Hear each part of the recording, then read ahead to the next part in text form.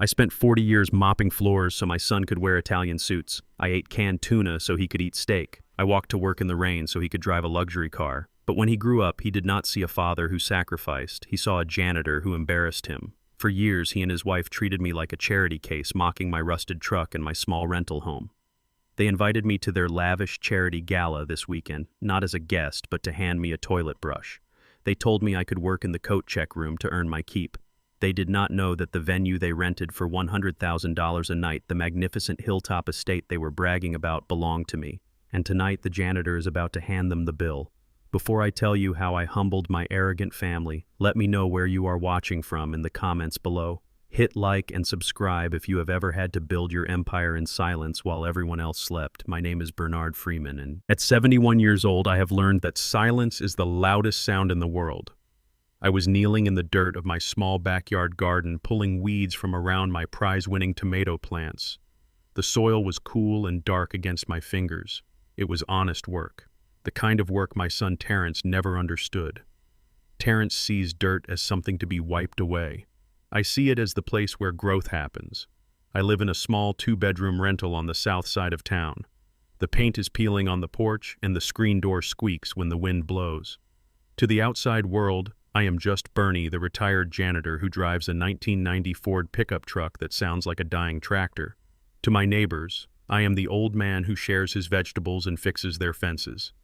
They do not know about the portfolio. They do not know that in 1980, when I was sweeping the floors at a small startup computer company in California, I took my bonuses in stock options instead of cash. They do not know that those options split and grew and split again until I was sitting on a mountain of wealth that could buy this entire city block 10 times over. I heard the car before I saw it. It was the low, aggressive hum of a German engine. A silver Mercedes-Benz turned into my gravel driveway, the tires crunching loudly, kicking up dust onto my hydrangeas. It was my son Terrence and his wife Brittany. I did not stand up immediately. I wiped my hands on my overalls and watched them. The car door opened and Brittany stepped out. She was wearing a white dress that looked like it cost more than my truck. She looked at the ground with disgust, tiptoeing around a small puddle of water from the hose. Terrence got out of the driver's side. He was wearing a navy blue suit, his sunglasses reflecting the afternoon sun. He looked polished, handsome, and completely hollow. Dad, Terrence called out, not moving from the safety of the driveway. "Are you going to come here, or do I have to walk through that mud?"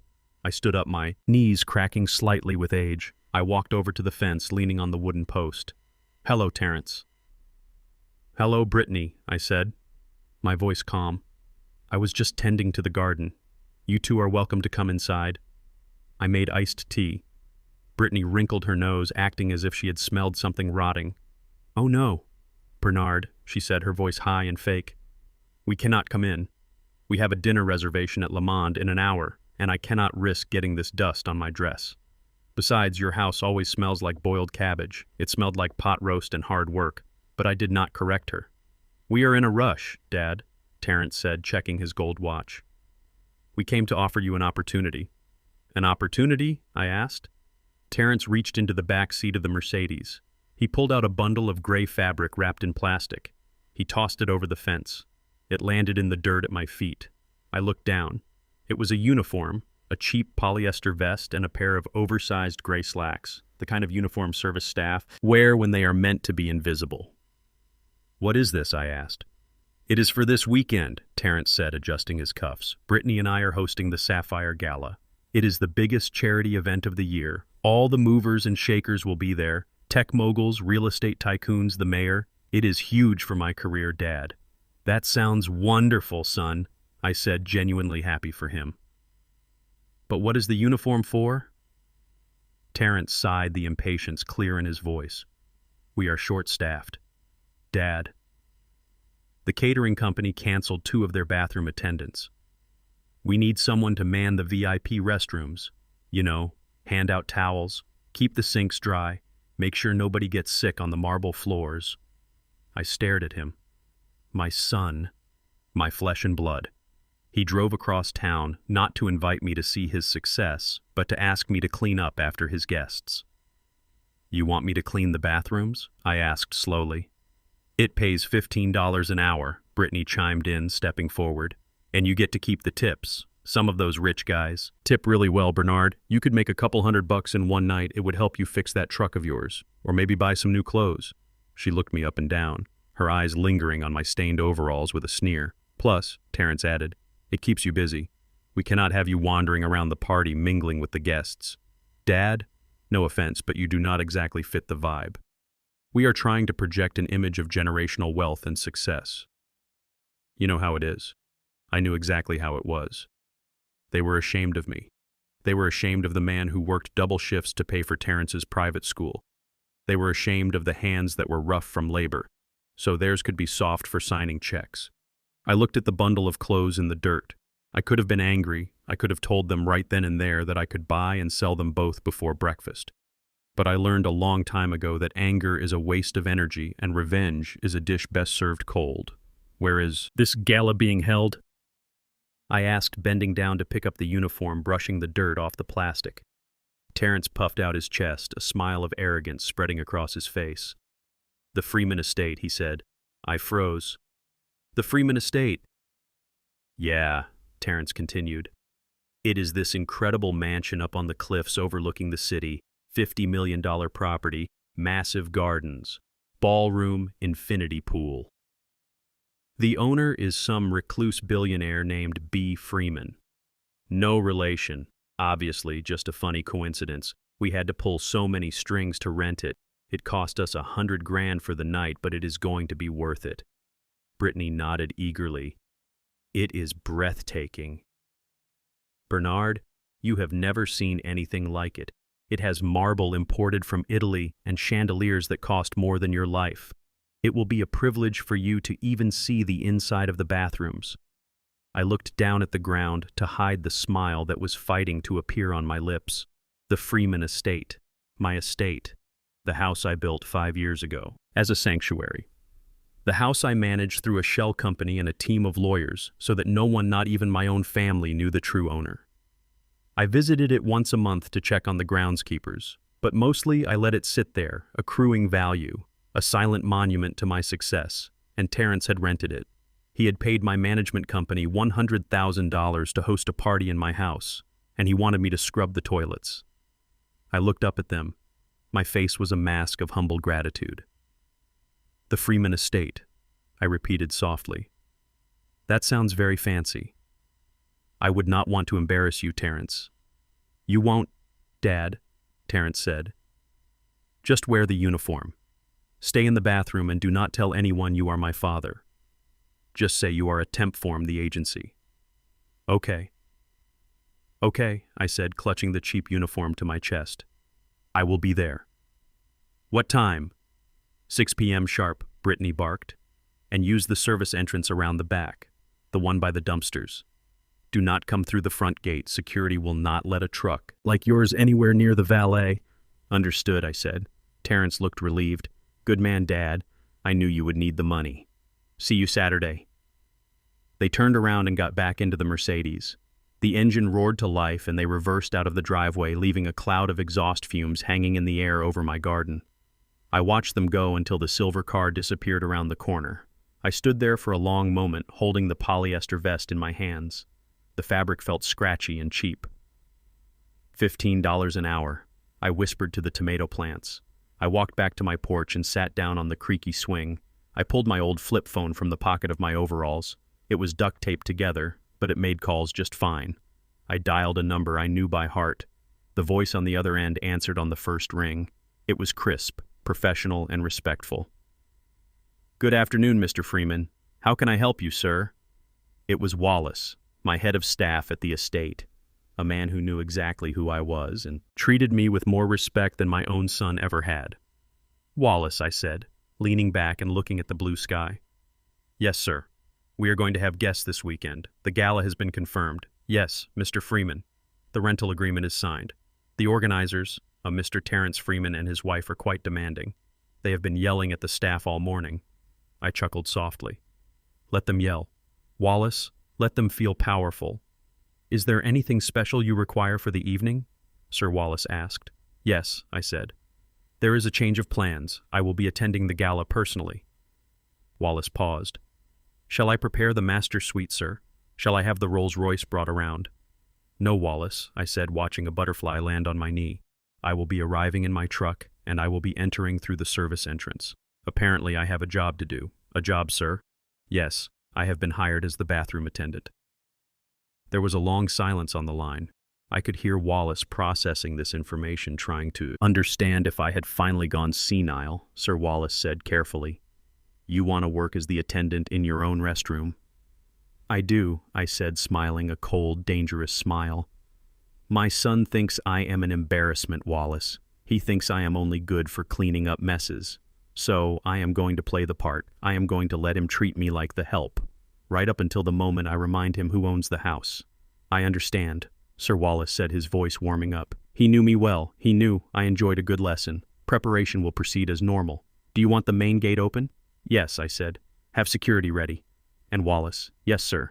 Make sure the champagne in the cellar is chilled, the good stuff. The vintage Krug, for the guests, sir."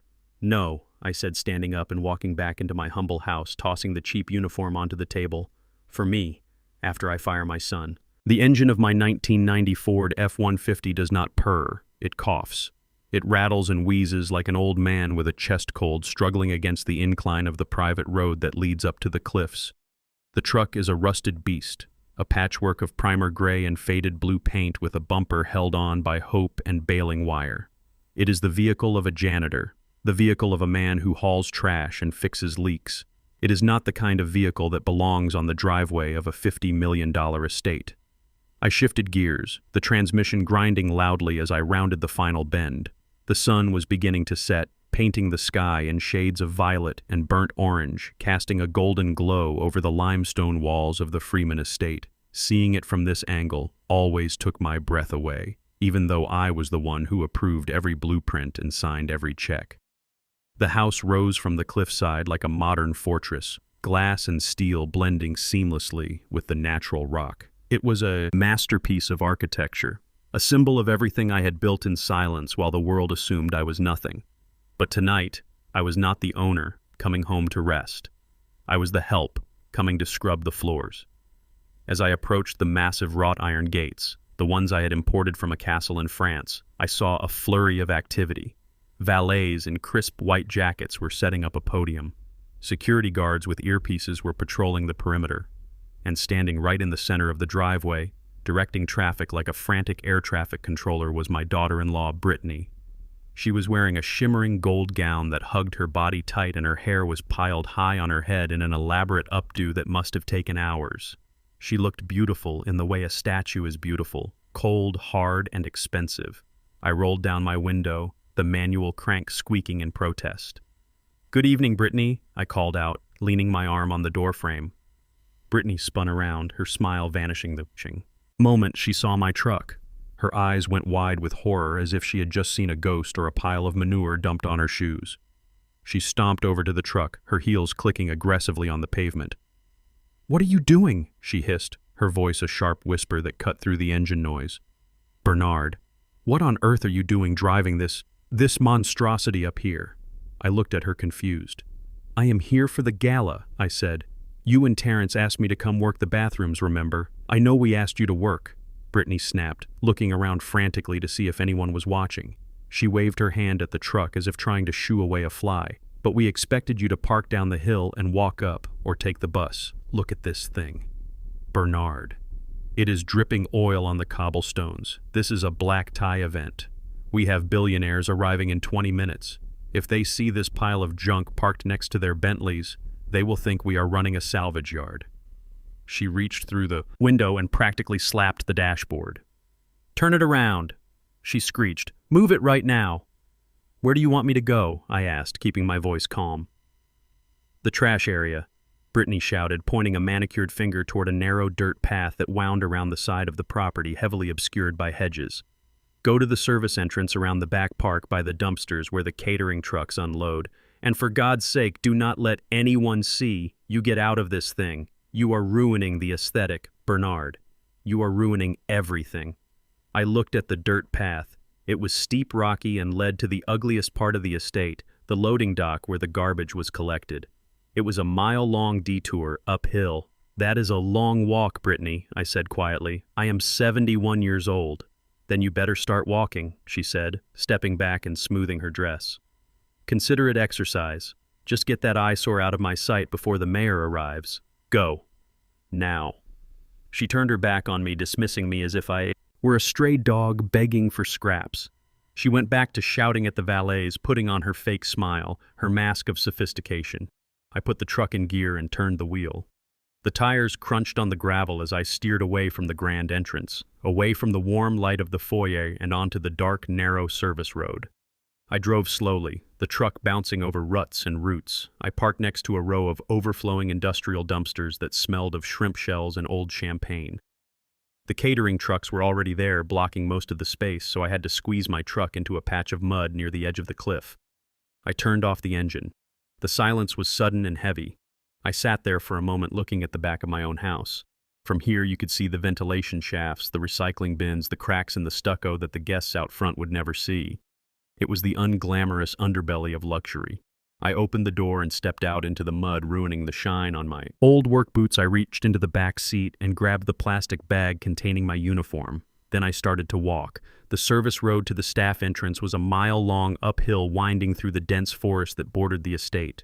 Most men my age would have struggled. Most men would have been winded, their hearts pounding, their knees aching. But I am not most men. I have spent 40 years on my feet. 40 years, lifting, mopping, climbing, carrying. My body may be old, but it is forged in iron. I walked with a steady rhythm, my breath coming easy. The air here was cooler, smelling of pine needles and damp earth. As I walked, I stopped for a moment to rest my hand against the rough bark of a massive oak tree. It was older than the house, older than me, its branches spreading out like a canopy over the road. I smiled, touching the wood like it was an old friend. I planted you, I whispered. 20 years ago, this land was just a barren cliffside, a forgotten plot of dirt that nobody wanted. I bought it for pennies on the dollar using a shell company. I came up here on weekends driving this same old truck carrying saplings in the back. I dug the holes myself. I watered them with buckets I carried from the creek. Brittany saw a mile-long walk of shame. I saw a walk through my own history. I patted the tree and continued walking. I passed a row of hydrangeas perfectly pruned, bursting with blue flowers. I remembered planting those too, specifically because blue was my late wife's favorite color. I remembered sitting on this hill, eating a sandwich, looking out at the city view, dreaming of the house I would build one day, a house where my family could be safe, a house where my son could bring his children. I built it for them. I thought walking past the rose garden I built it for Terrence, and he does not even know it. He thinks he is renting a stranger's house to impress strangers.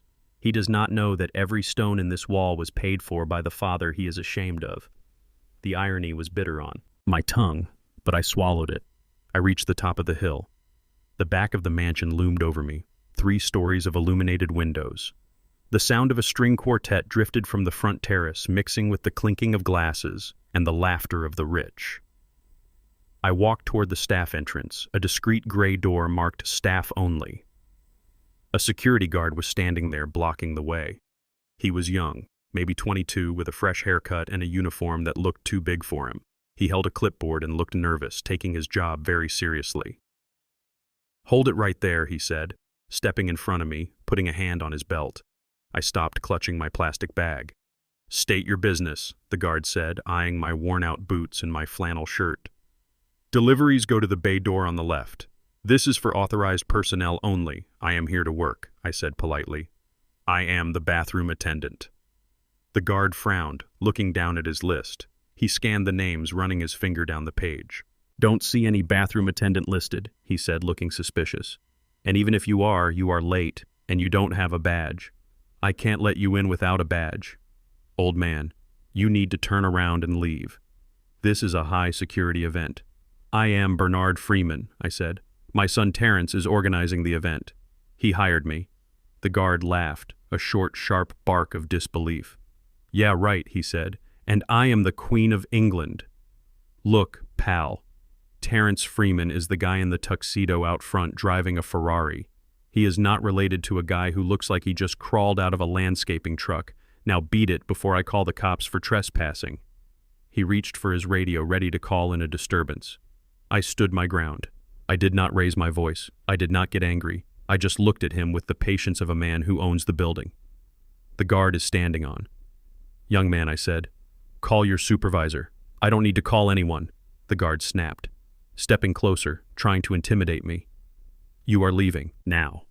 Suddenly the heavy metal door opened from the inside. "What is the problem out here?" a deep voice boomed. A large man stepped out. He was built like a tank, wearing a black tactical suit with an earpiece coiled behind his ear. He had a scar running down his chin and eyes that had seen everything. This was Marcus, the head of my private security detail.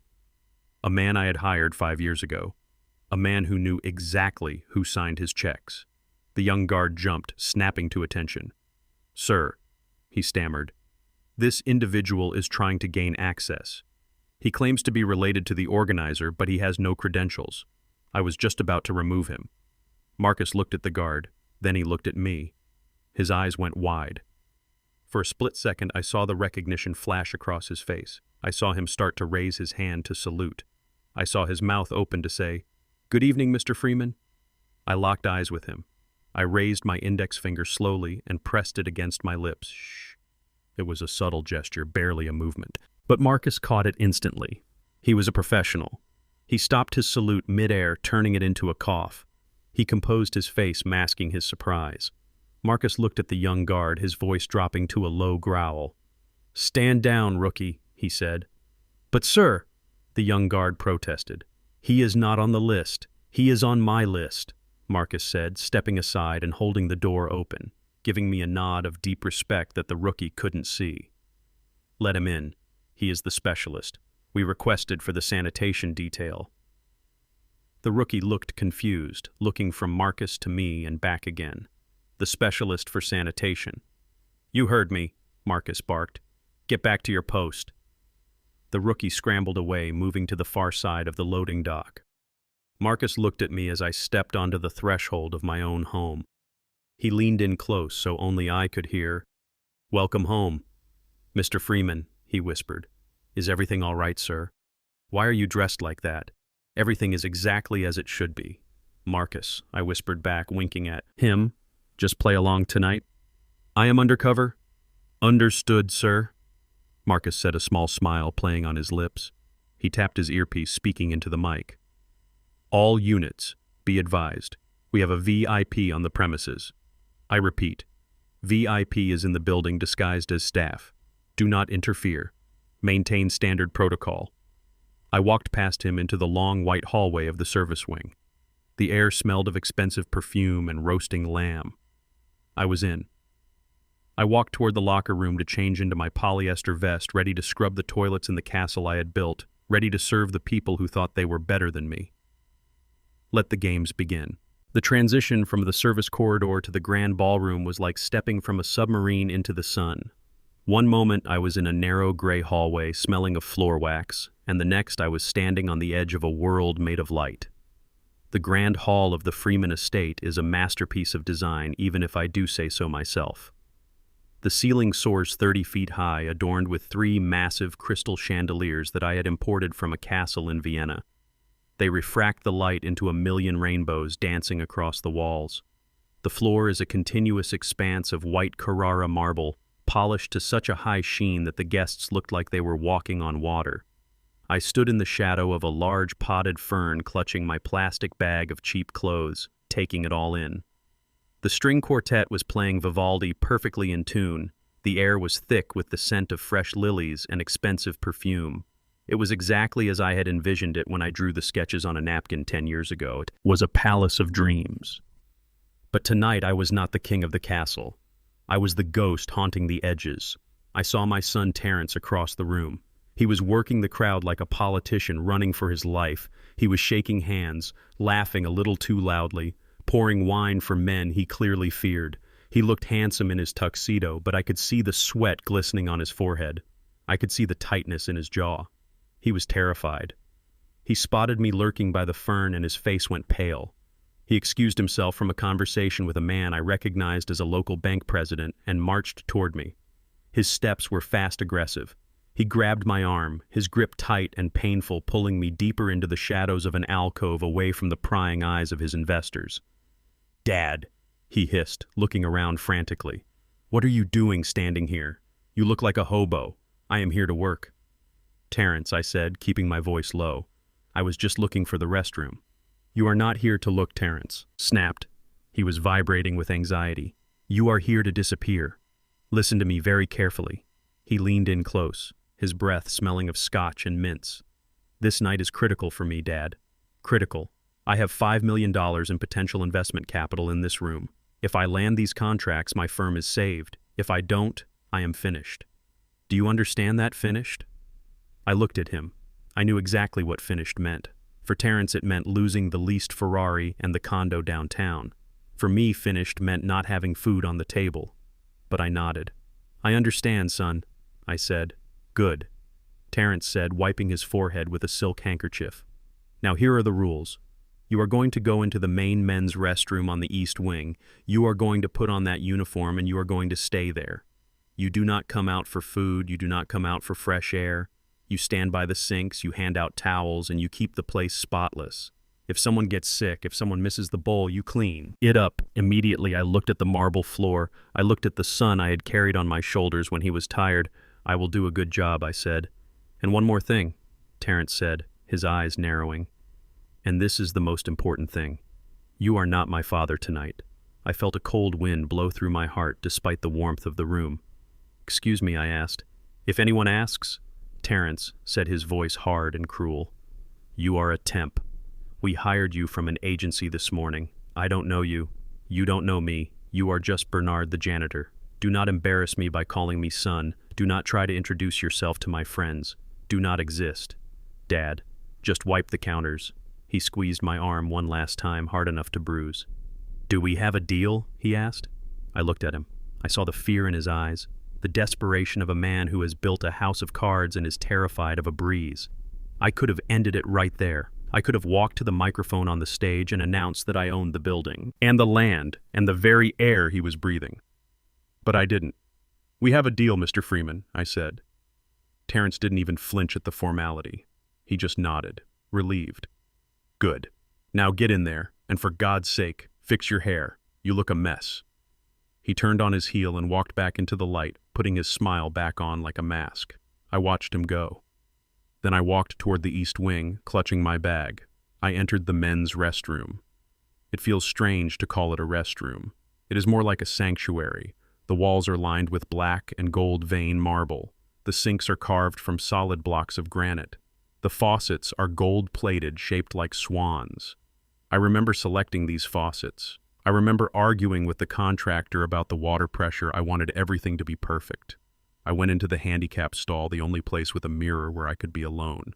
I took off my flannel shirt and my work boots. I put on the polyester trousers Terrence had given me. They were too short, riding up my ankles. The vest was tight across my chest, the fabric scratching my skin. It smelled of industrial laundry detergent and someone else's sweat. I looked in the mirror. I saw an old man in a cheap uniform. A servant. A nobody. I unlocked the stall and stepped out, ready to work. The evening passed in a blur of humiliation. Men in tuxedos came in and out. They ignored me completely, treating me like part of the furniture. I handed them fresh linen towels, expecting nothing. Most took them without a word. Some wiped their hands and dropped the towel on the floor right in front of me, waiting for me to pick it up. One man, a young stockbroker with slicked back hair, washed his hands and looked at me in the mirror. "Hey, Pops," he said, tossing a wet towel at my chest. "Nice vest." I caught the towel. "My hands are quick." "Thank you, sir," I said quietly. He laughed and walked out, leaving a dollar bill on the wet counter. A tip, a crumb for the peasant. I picked up the dollar and put it in the jar. I stood straight, shoulders back. My dignity did not come from my clothes. It came from my patience. Around 10 o'clock, the door opened and a group of men walked in. It was Terrence and 3 of his associates. They were laughing loud, boisterous, carrying tumblers of whiskey. I stiffened. I stepped back against the wall, folding my hands behind my back, making myself invisible. Terrence didn't even look at me. He walked straight to the urinal, continuing his conversation. "This place is incredible, Terrence," the man next to him said, looking around at the gold fixtures. "I mean, seriously, who owns this? I have been to the White House and it doesn't have faucets like this. Terrence laughed, the sound echoing off the marble. Some recluse billionaire, Terrence said, zipping up and moving to the sink. He turned on the water, washing his hands with the soap I had refilled 10 minutes ago. I heard he made his money in tech back in the 80s, got in on the ground floor with Apple or Microsoft, something like that. The third man, shook his head, looking at the ceiling detail. 50 million, easy, the man said. Probably more with the land. This guy must be a genius, the way he positioned the house to catch the sunset. It takes vision. Terrence dried his hands on the towel I handed him. He didn't make eye contact. He didn't say thank you. He just took it like I was a dispenser. Yeah, Terrence said, tossing the towel into the basket. Well, whoever he is, he knows how to live. I bet he is. Some old white tycoon sitting on a yacht in the Mediterranean right now, laughing at all of us working stiffs. The group laughed. You know, Terrence said, leaning against the counter, looking at his reflection in the mirror, adjusting his tie right in front of me. I wish I had that kind of lineage. What do you mean, the associate asked. I mean, look at this. Terrence gestured to the room, to the wealth represented by the stone and gold. I wish I came from stock like this. Imagine having a father who built an empire, a father who could teach you how to be a king, instead of just a worker bee. He paused, looking at his friends with a sad, wistful expression. My dad. Terrence scoffed. He is a good guy, I guess, but he is a zero. He spent 40 years pushing a broom. He lives in a rental that smells like cabbage. He drives a truck that should be in a museum for junk. He never took a risk in his life. He never built anything. He just cleaned up other people's messes. I stood there 3 feet away, my heart hammered against my ribs. He thinks. Small. Terrence continued. He has a small life. Small dreams. It is embarrassing, honestly, trying to explain him to people like you guys. That is why I keep him away from events like this. He just doesn't fit the picture. The associate clapped Terrence on the shoulder. Hey man, we can't choose our parents, the associate said. At least you made it out. You are a self-made man, Terrence. That is worth something. Yeah, Terrence said, straightening his jacket, looking at himself in the mirror with pride. Self-made. That is me. Everything. Have I earned despite him? He looked at me then, not at my eyes, but at my vest. Hey you, he snapped, snapping his fingers. Towel. I handed him another towel. My hand did not shake. My face did not change. He wiped a spot of water off his lapel and threw the towel on the floor. Let us go, gentlemen, Terrence said. The auction is starting. I want to bid on that vintage wine. They walked out, leaving me alone in the gold-plated room. I stood there in the silence. He wished for a father who built an empire. He wished for a father who wasn't a janitor. I looked at the gold faucet shaped like a swan. I reached out and turned the handle. The water flowed clear and cold. He is right, I whispered to the empty room. I am a janitor. I picked up the towel he had thrown on the floor, and tonight I am going to clean house, starting with the trash that just walked out the door. The thumping bass of the DJ set vibrated through the walls of the service corridor, a dull, rhythmic thud that sounded like a headache waiting to happen. I had been standing in the men's room for 2 hours, handing out towels to men who looked through me as if I were made of glass. My legs were aching, not from age, but from the sheer tension of holding my tongue. I needed a moment of silence, a moment to breathe air that didn't smell of expensive cologne and arrogance. I stepped out of the restroom and walked down the long, narrow hallway that led to the catering kitchen. This was the veins of the house, the hidden passages where the real work happened. It was lined with gray concrete and exposed pipes, a stark contrast to the gold and marble just 50 feet away. I turned the corner near the linen closet, and I heard it. A sound that breaks a grandfather's heart faster than any bullet. Sobbing. It was soft, stifled, trying to be hidden, but I knew that cry. It was the sound of a bird with a broken wing. I hurried forward, my heavy work boots thudding softly on the linoleum. Huddled in the alcove between a stack of chairs and a cart full of dirty dishes was Maya. My granddaughter is 18 years old. She has eyes like her grandmother, deep and soulful, and a spirit that is made of light. But tonight she looked dim. She was wearing a pale pink dress that must have cost a fortune, but she was sitting on the cold floor, her knees pulled up to her chest, ruining the silk. She had kicked off her high heels and her mascara was running down her cheeks in dark, jagged lines. Maya, I whispered, kneeling down beside her. My knees cracked loudly, but I didn't care. She looked up, startled, fear flashing in her eyes as if she expected to be scolded. "Grandpa?" She gasped, wiping her face frantically. "Oh, Grandpa, you shouldn't be here. Mom will be so mad if she sees you talking to me," she said. "I am not allowed to go near the staff area." I ignored the warning. I reached out and took her hand. Her fingers were ice, cold. "Why are you crying, little bird?" I asked, using the nickname I had given her when she was 5. Maya looked at the door to make sure we were alone. Then she collapsed into my arms, burying her face in the scratchy polyester of my cheap vest. "I hate it here, Grandpa," she sobbed. "I hate all of this. The party, the people, the fake smiles. I want to go home." I stroked her hair, smoothing down the curls. "It is just one night, Maya," I said softly. "It will be over soon." "It is not just tonight," she said, pulling back, her eyes red and swollen. "It is my whole life, Grandpa. They told me today. They told me the plan." "The plan?" I asked, feeling a knot of dread tighten in my stomach. "Mom and Dad," Maya said, her voice shaking. "They sat me down before the guests arrived. They said I cannot go to Parsons. They said I cannot study art. Parsons School of Design had been Maya's dream since she first picked up a crayon. She was talented, truly talented. She could look at a landscape and capture the wind in the trees. She had been accepted early admission with a scholarship.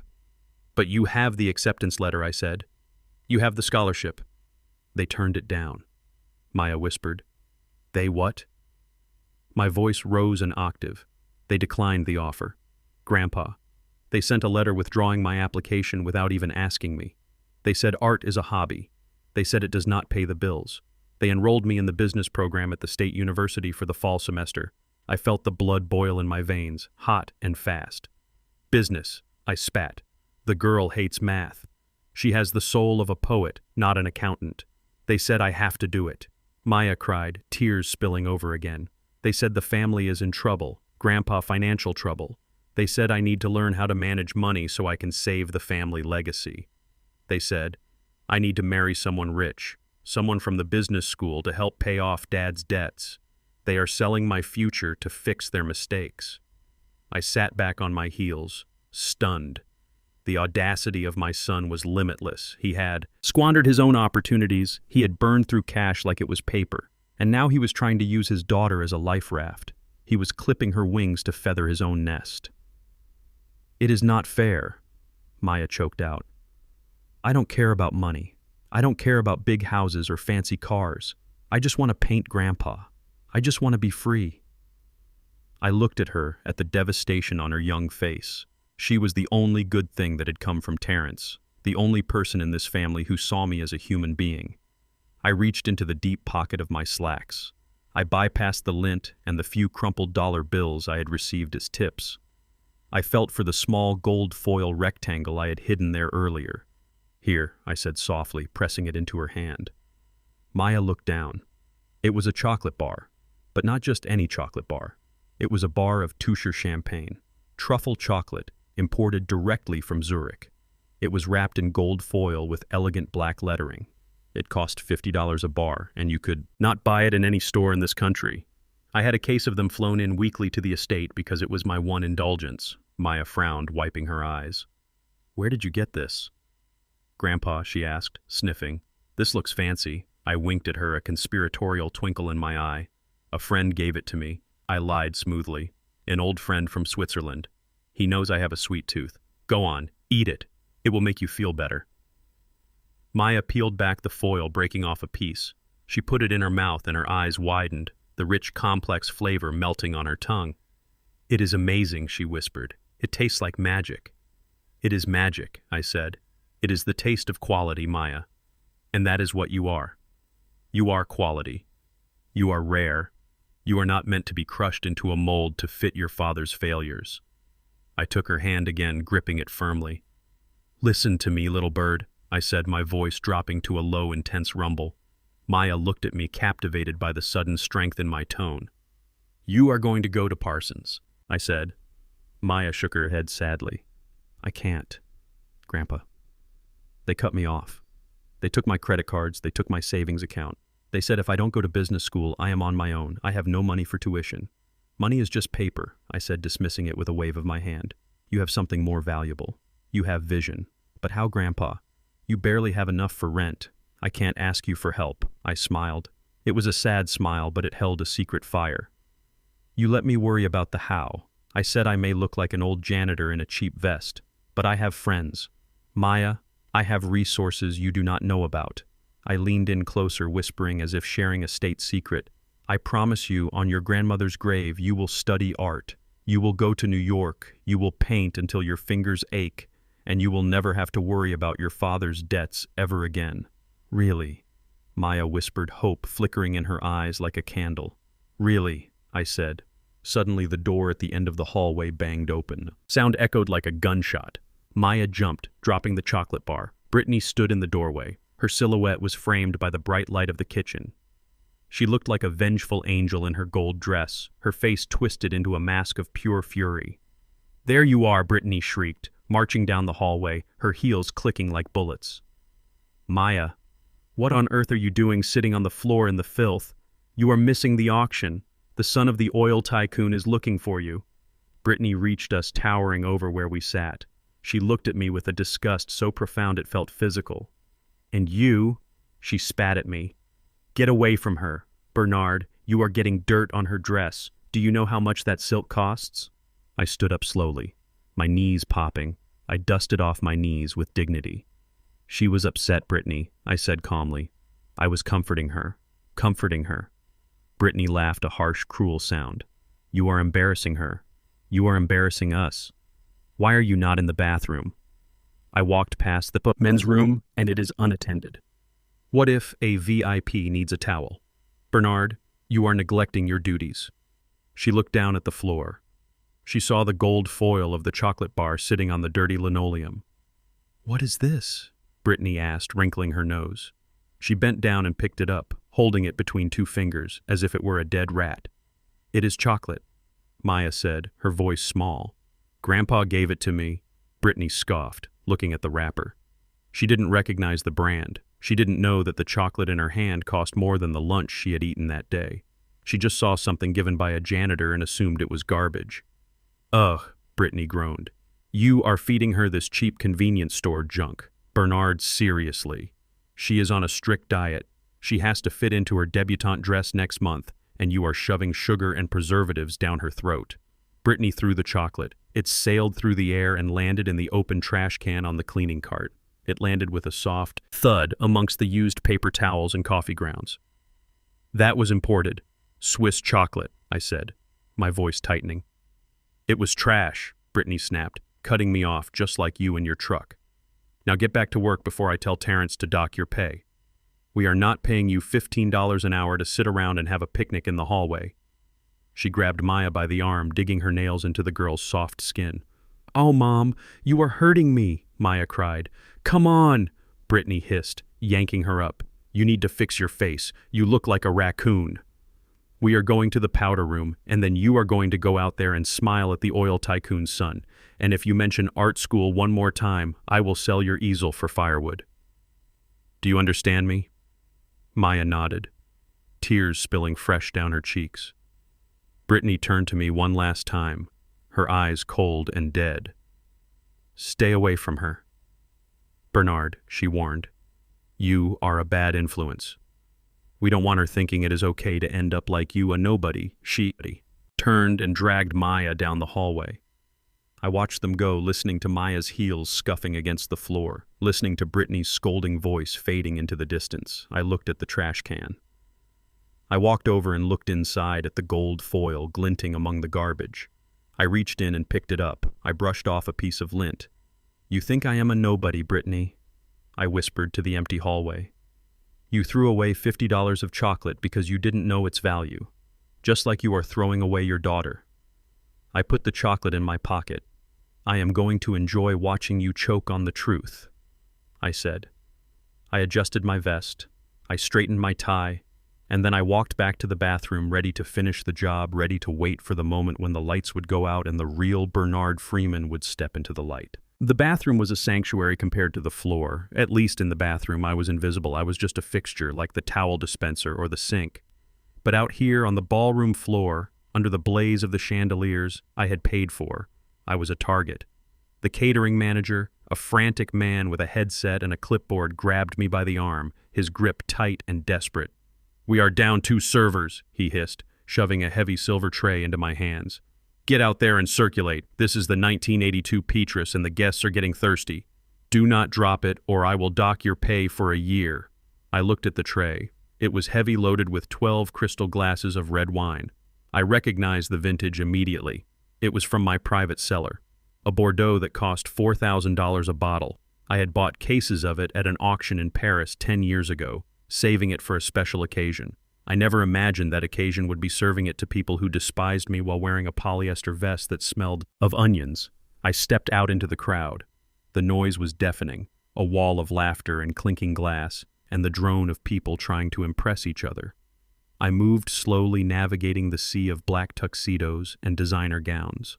My eyes were downcast, playing the part of the humble servant, but my ears were open. I heard them talking about money, about mergers, about summer homes in the Hamptons. They spoke of wealth as if it were a character trait, as if having money made them better than the people who served them. I saw Terence and Brittany near the center of the room, holding court under the main chandelier. Brittany was glowing, radiating a cold, triumphant light. She was wearing a white silk gown that trailed on the floor behind her, a dress she had bragged about for weeks, claiming it was a custom design from Milan.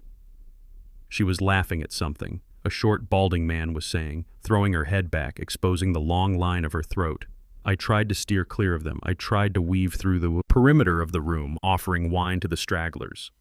But the floor plan of the estate is designed to funnel people toward the center, and the crowd pushed me inward like a piece of driftwood caught in a tide. I found myself standing just a few feet away from my son and his wife. They did not see me. They were too busy fawning over the short man. "Mr. Henderson," Terence said, his voice dripping with oil. "We are so honored you could come.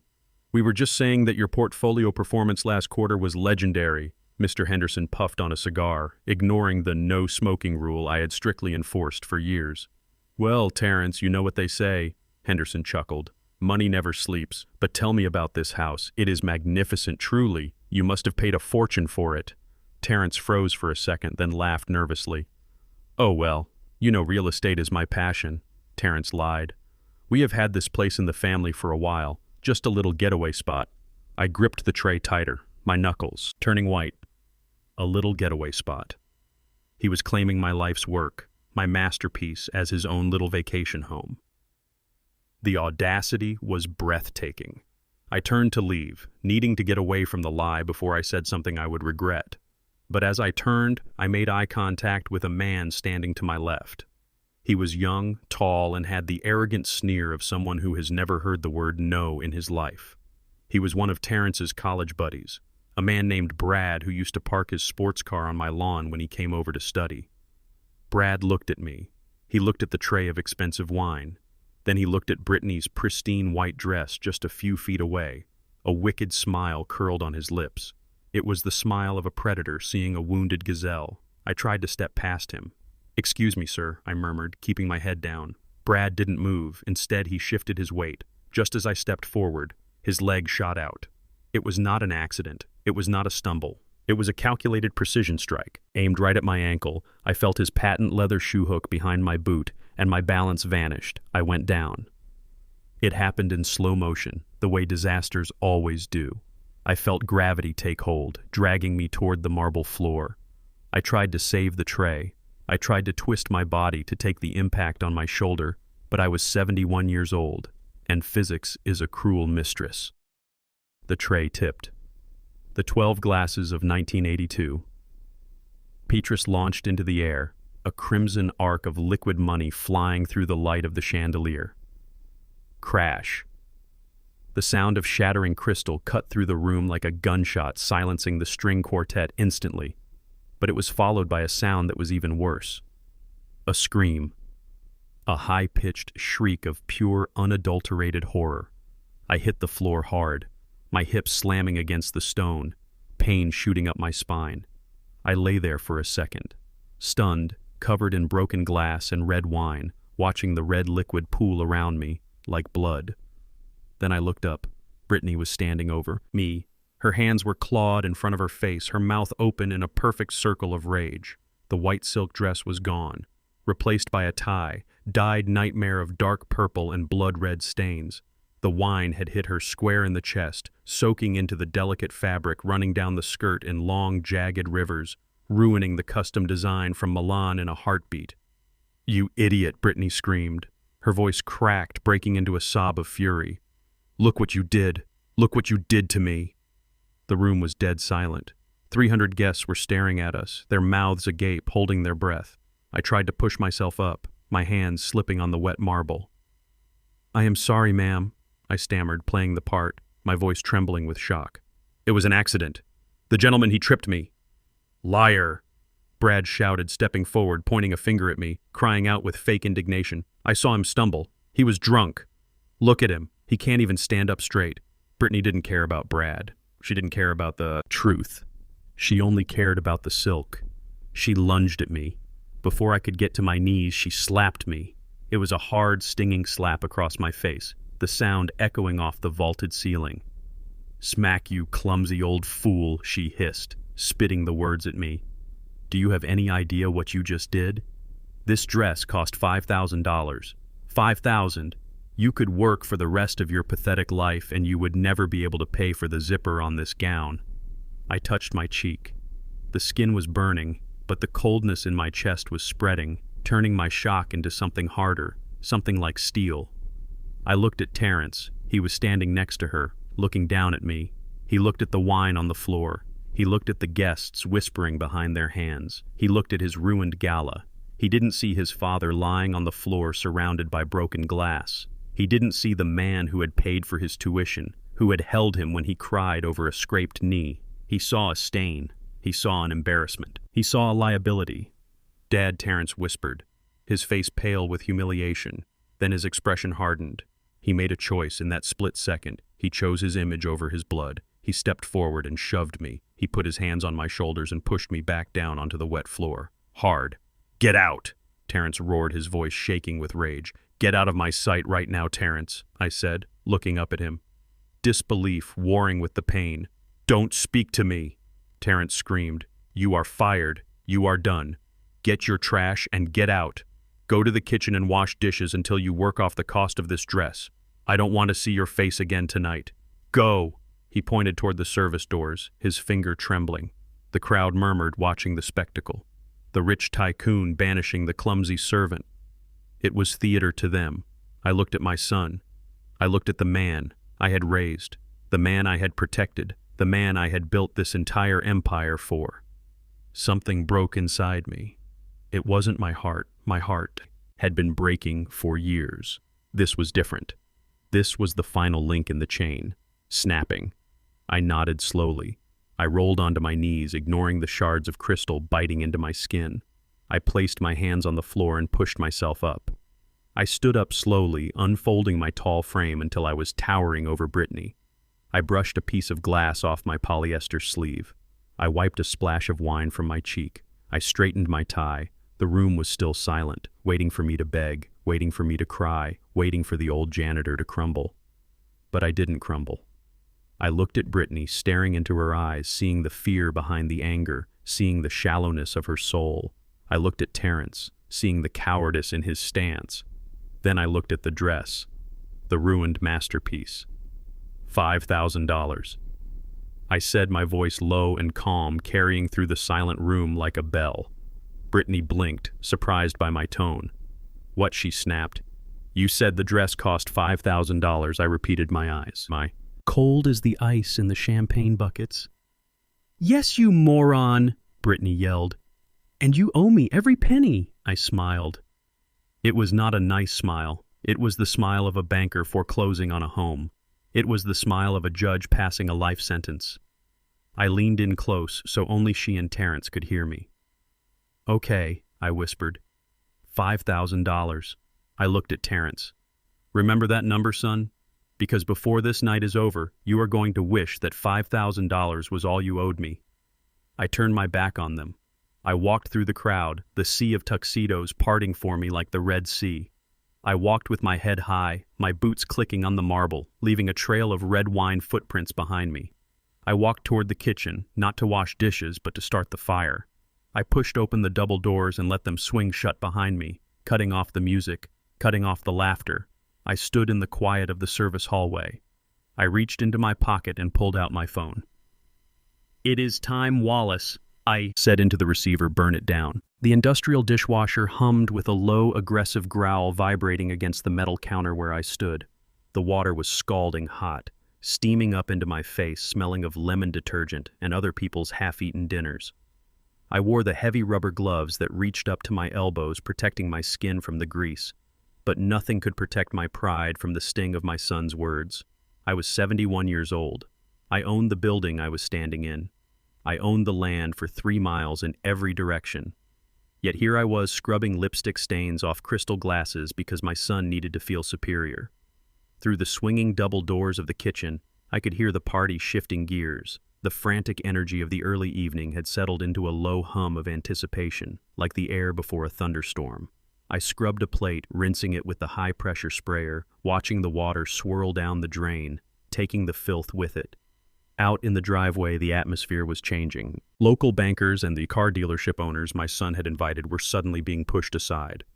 The real power had arrived. I could hear the distinct heavy thud of car doors that cost more than houses closing. The valets were scrambling. I could imagine their panic trying to park a fleet of Rolls-Royce Phantoms and Maybachs without scratching the paint. These were not Terrence's friends. These were my friends. Or rather, they were the friends of B. Freeman, the ghost, the legend, the silent partner they had all done business with for decades, but never met in person. I dried my hands on a rag and pushed the kitchen door open just a crack, peering through the small circular window. The grand hall had gone quiet. Walking through the main entrance was a phalanx of power. Leading them was David Chen, the CEO of Chen Tech, a man whose microchips ran half the planet. He was wearing a tuxedo that fit him like armor, his face unsmiling. Next to him was Victoria Sterling, the matriarch of New York real estate, real, woman who could level a city block with a phone call. Behind them were 3 others, hedge fund managers, venture capitalists, the titans of industry. Terrence stood in the center of the room, holding a glass of champagne frozen. He looked like a deer caught in the headlights of a freight train. He knew who these people were. He had their photos on his vision board in his office. He had cold called their secretaries 1,000 times and been hung up on every single time. Now they were in his living room. I watched Terrence compose himself. He smoothed his hair, flashed his brightest, whitest smile and stepped forward, extending his hand like he was the King of England, welcoming subjects. "Mr. Chen, Mrs. Sterling," Terrence said, his voice cracking slightly before he found his rhythm. "What an unexpected honor I am. Terrence Freeman, the organizer of this gala. Welcome to my humble event. David." Chen did not shake his hand. He looked at Terrence's outstretched palm as if it were a dead fish, then looked up at Terrence's face with bored indifference. "We did not come for the gala, young man," Chen said, his voice deep and gravelly. "We received an invitation from the owner of this estate." Terrence blinked, confused. He puffed out his chest, trying to salvage his ego. "Well, you are in the right place," Terrence said, laughing nervously. "I am the Freeman in charge tonight. I rented this venue specifically to host visionaries like yourselves. Please come in, have a drink. Let me introduce you to my team. Victoria." Sterling stepped forward. She was 60 years old, elegant as a panther, and twice as dangerous. She looked around the room, her eyes scanning the crowd, ignoring the decorations, ignoring the desperate social climbers. "We are not here to meet your team," Victoria said coldly. "We are here to pay our respects to Mr. B. Freeman. The invitation said he would be in attendance tonight." Terrence looked blank. "B. Freeman?" he asked. "Yes, B. Freeman," Chen snapped. "The investor, the man who predicted the housing crash of 2008. The man who funded my startup when every bank in Silicon Valley laughed at me. The man is a legend, a phantom. We have done business for 30 years via email and proxy, but tonight he promised to reveal himself." The crowd went silent, whispering nervously. Who was B. Freeman? Was he here? Was he hiding? Terrence laughed.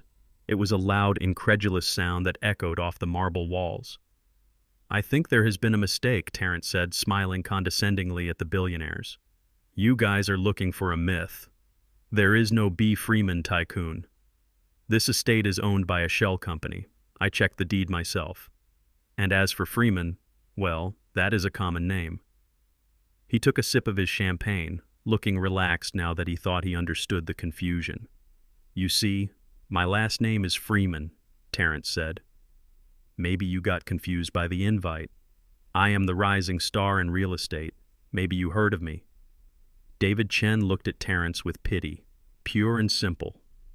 Young man, Chen said quietly, I do mistakes.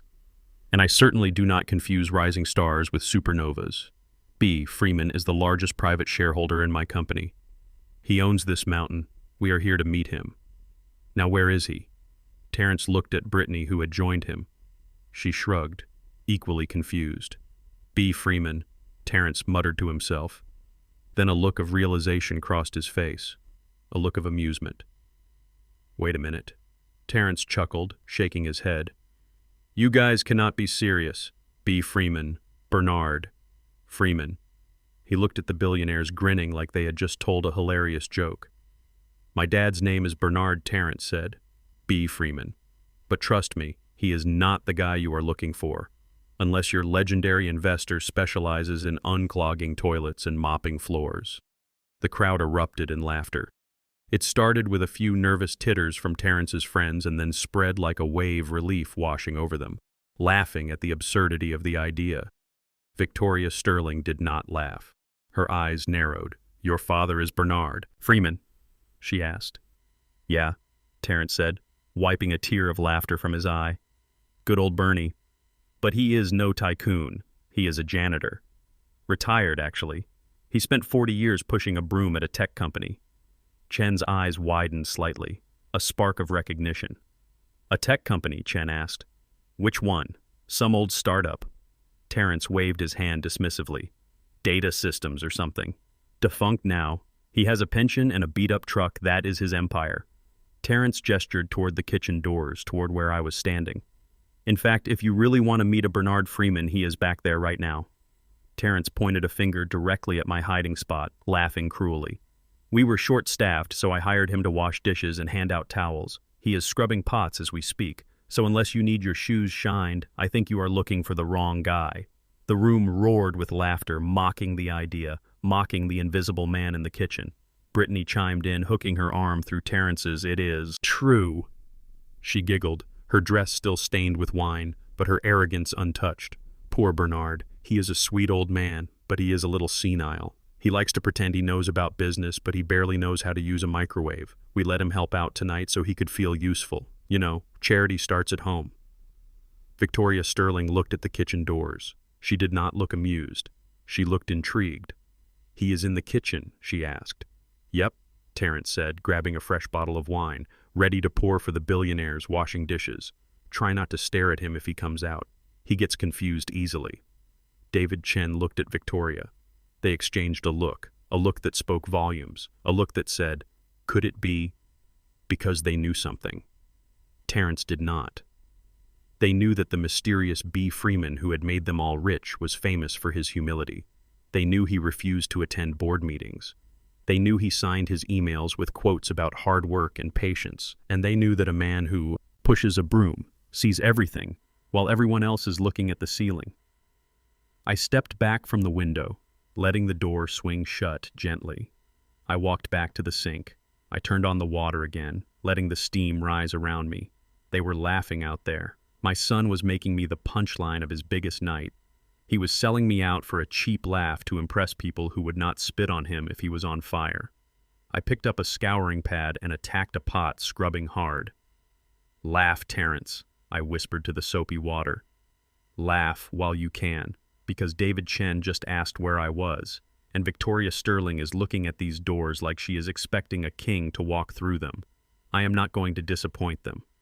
But first I have to finish the dishes, because a job started is a job finished. And unlike you, son, I never leave a mess behind. I scrubbed faster.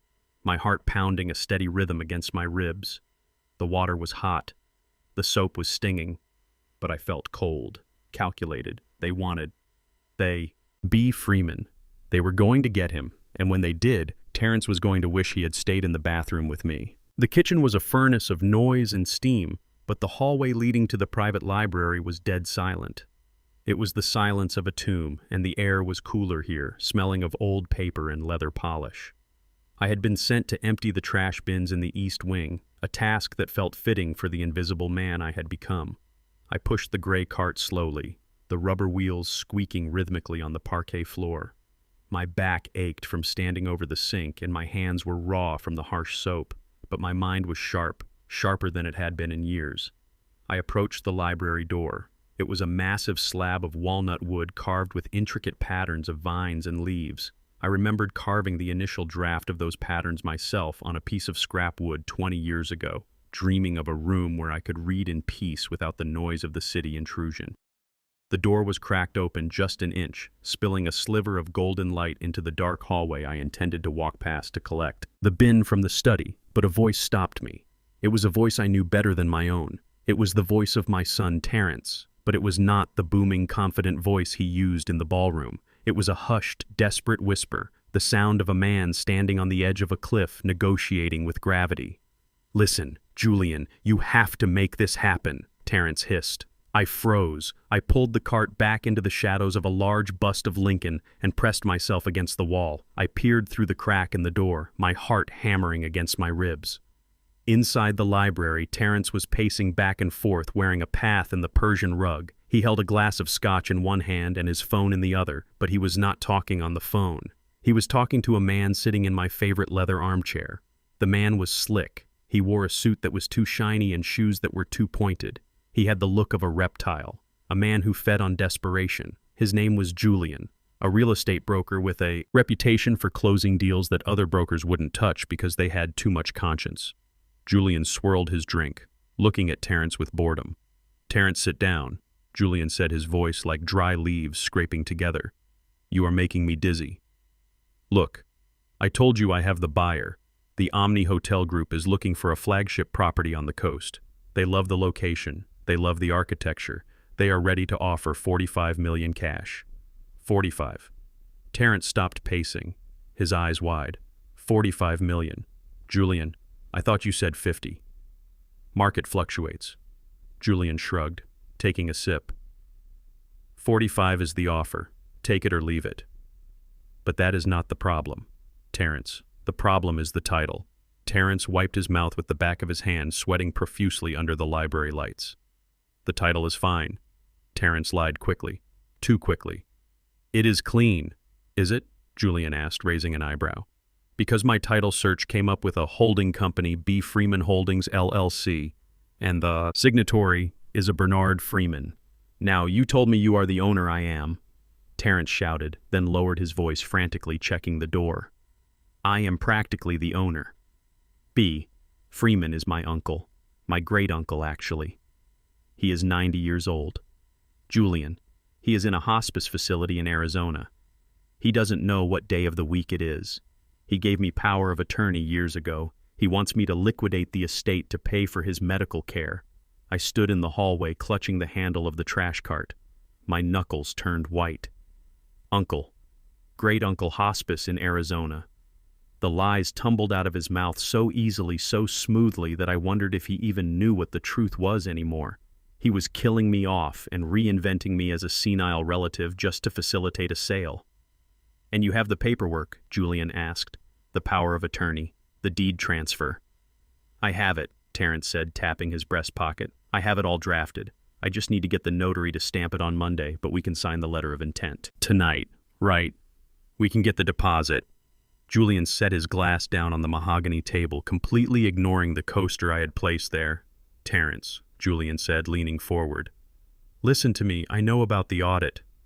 Terrence went still. The color drained from his face, leaving him looking like a wax figure. "What audit?" he whispered.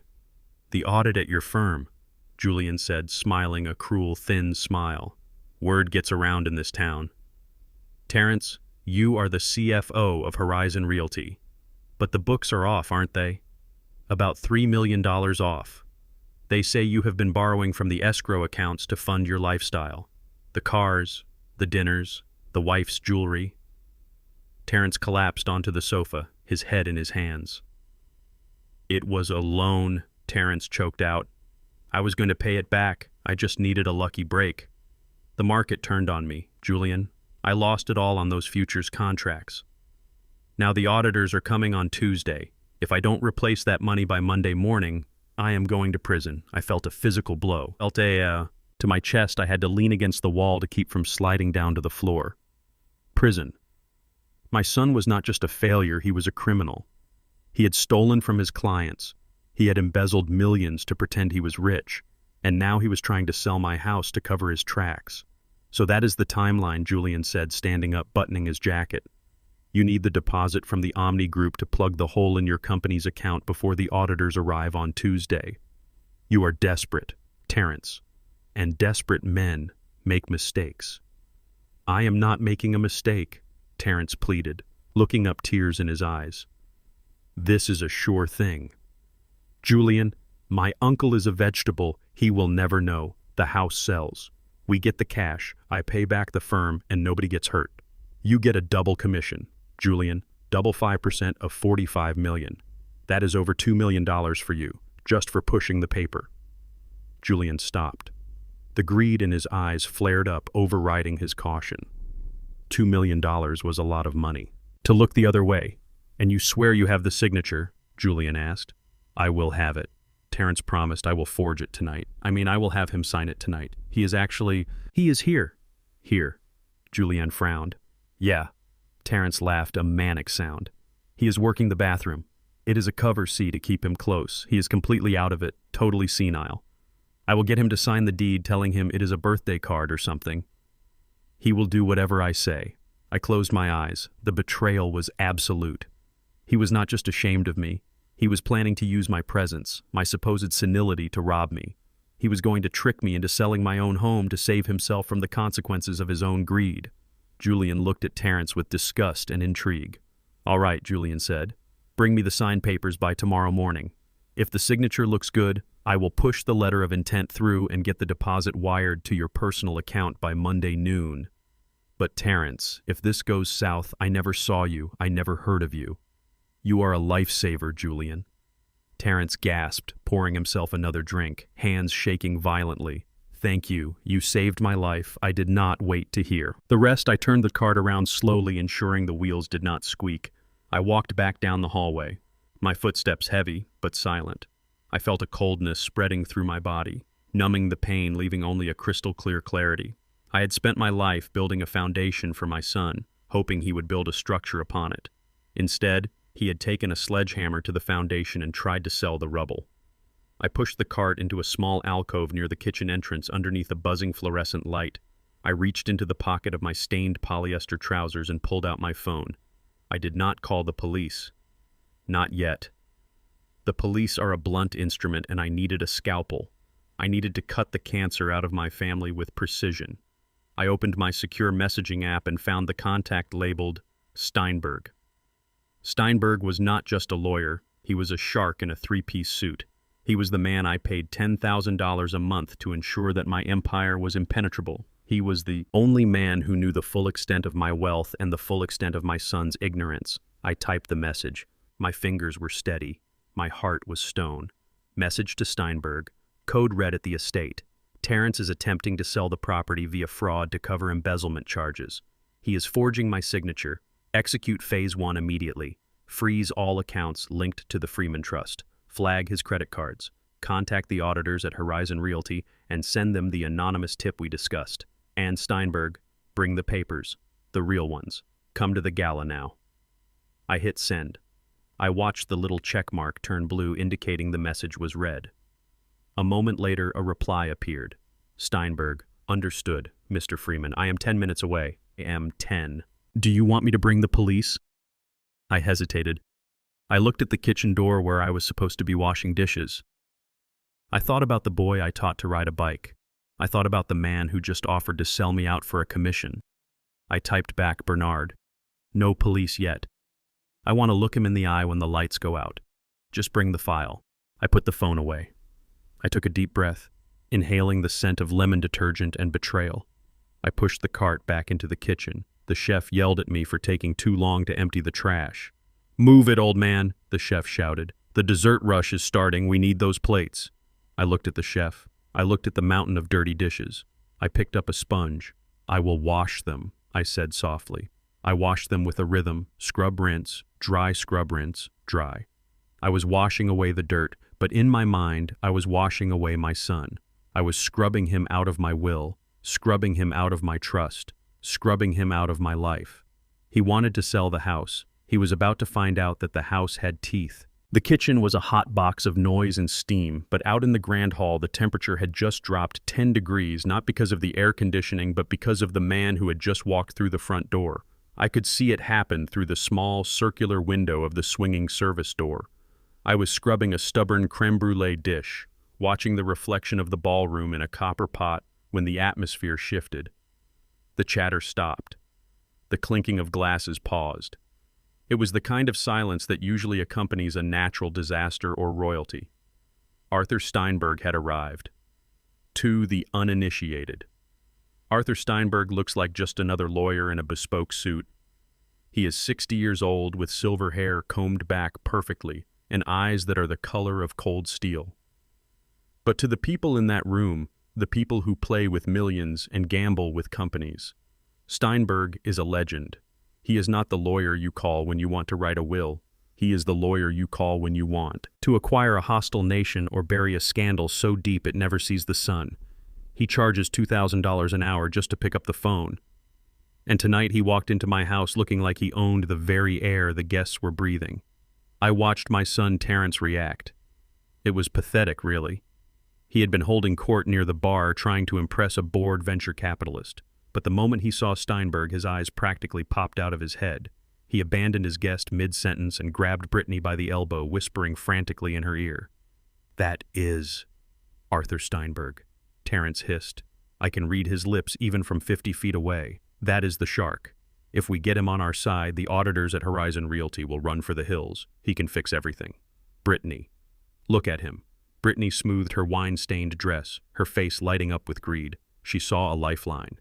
She saw a man who could make their legal troubles vanish with a single letter. They moved toward him. It was like watching two hyenas approach a lion, careful but desperate. "Mr. Steinberg," Terrence called out, putting on his most charming smile, extending a hand that was shaking slightly. "What an incredible surprise. We are so honored you could make it to the Sapphire Gala. I am Terrence Freeman, the host." Steinberg stopped. He didn't take the hand. He stood there in the center of the room, perfectly still, holding a slim leather briefcase and a garment bag slung over his shoulder. He looked at Terrence with an expression that was hard to read.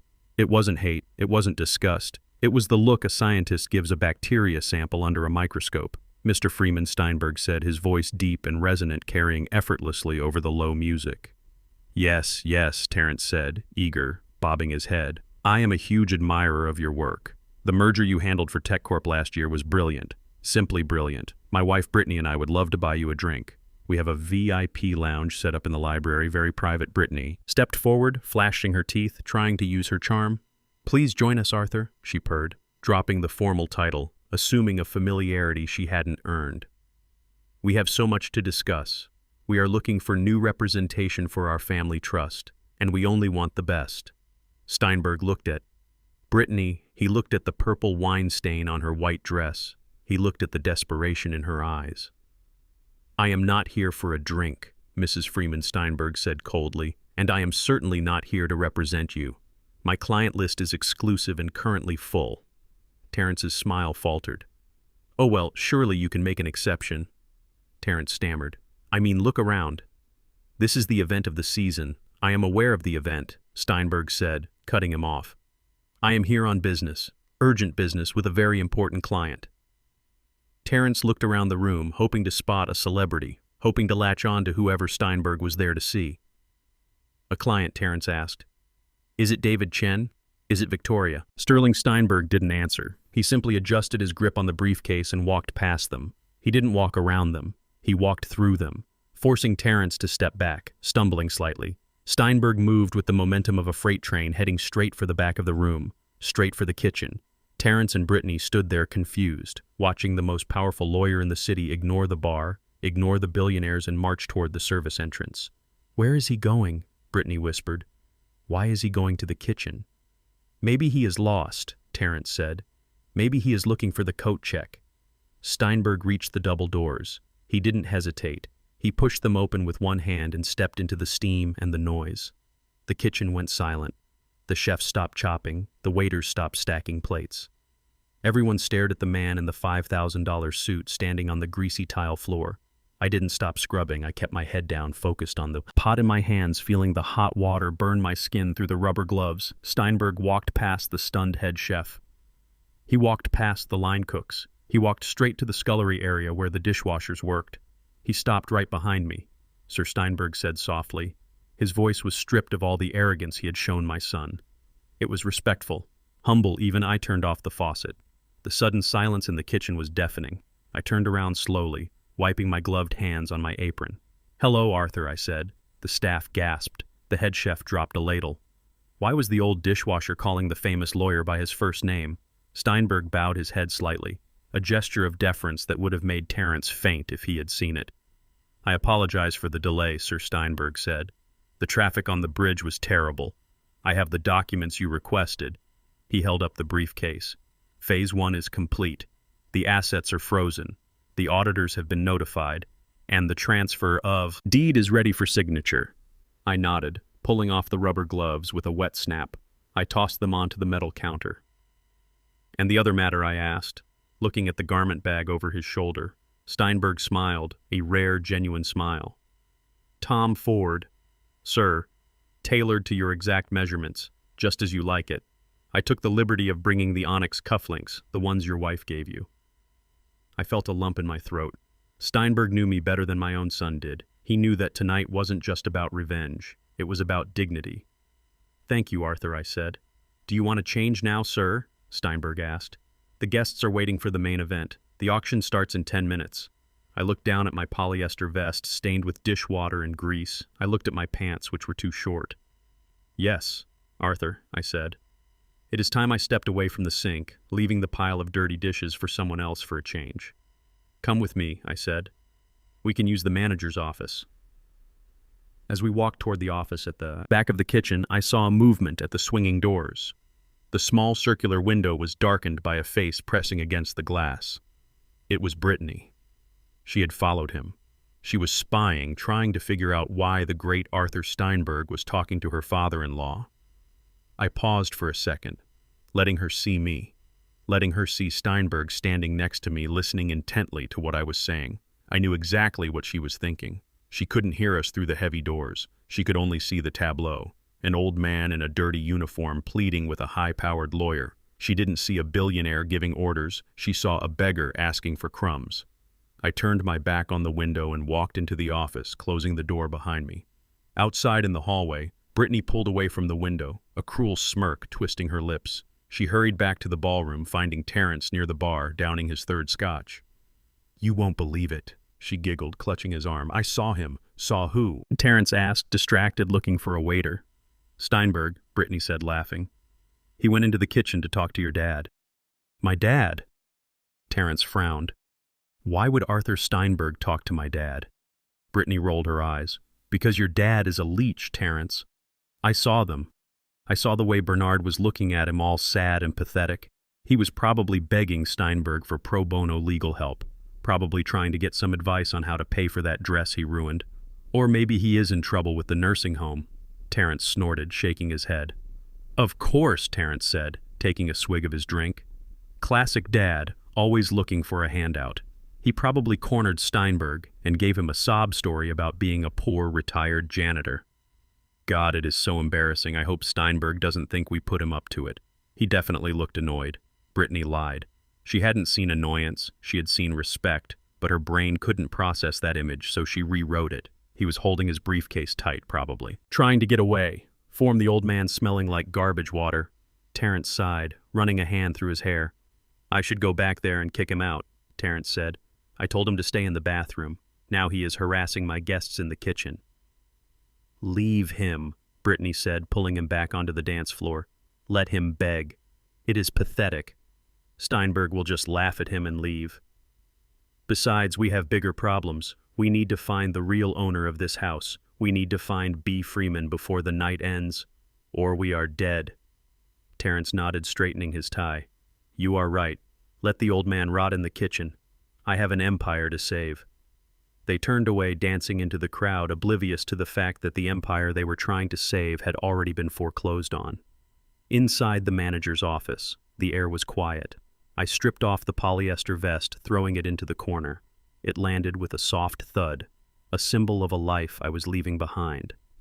Steinberg unzipped the garment bag, revealing the tuxedo inside. It was midnight, blue silk, sleek and sharp. It looked like armor. I put on the shirt, crisp white cotton against my skin. I fastened the onyx cufflinks, thinking of Catherine, thinking of how much she would have loved to see this moment. Steinberg handed me the jacket. I slipped it on. It fit perfectly, hugging my shoulders, making me stand taller. I walked to the small mirror on the wall. The janitor was gone. Staring back at me was Bernard Freeman, the man who had built a fortune from nothing, the man who owned the ground beneath his feet. I turned to Steinberg. How do I look? Arthur, I asked. Steinberg checked his watch and smiled. You look like $50 million, sir. I straightened my cuffs. Good, I said. Let us go introduce ourselves. The spotlight was blinding white and hot, burning against my retinas like a supernova. It washed out the faces of the 300 guests, turning them into a faceless sea of diamonds and darkness. I stood center stage on the raised platform of the Grand Hall, a place usually reserved for string quartets and speeches about saving the rainforests. But tonight it was a scaffold, and I was the prisoner being paraded before the execution. My son Terrence stood next to me holding a microphone, his face glistening with sweat and manic energy. He had his arm draped around my shoulders, but it did not feel like a hug.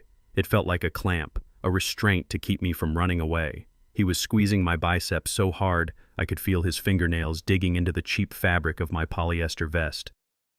Ladies and gentlemen, Terrence boomed his voice, echoing off the vaulted ceilings, dazzling the room with his smile. We have a very special last-minute addition to the auction block tonight, a surprise item that is. Near and dear to my heart. He paused for effect, looking out at the crowd. We have auctioned off vintage wines and vacations to the Maldives. Terrence continued, but this next item is about service. It is about humility. I stood there clutching the handle of a dirty mop. Terrence had shoved it into my hands moments before dragging me up the stairs, claiming it was a prop for a skit. I looked down at the gray strings of the mop head stained with the red wine I had cleaned up earlier. It was damp and heavy. This is my father, Bernard, Terrence announced, gesturing to me with a flourish. A few people clapped politely, mostly out of confusion. They looked at my gray slacks that were too short, my scuffed work boots and the stain on my vest. They looked at the mop.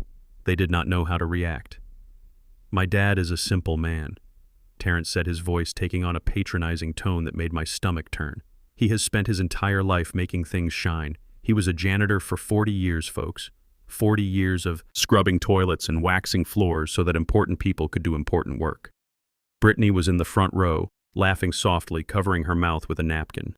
She knew what was coming. She was enjoying the show. Now my dad here is retired, Terrence went on, but he gets bored easily. He misses the smell of lemon pledge and the satisfaction of a clean bowl. So in the spirit of charity, we are auctioning off his services for 1 week. The room went deadly silent. The billionaires, the tech moguls, the socialites, they all stared up at us, uncomfortable shifts in seats. The air grew heavy.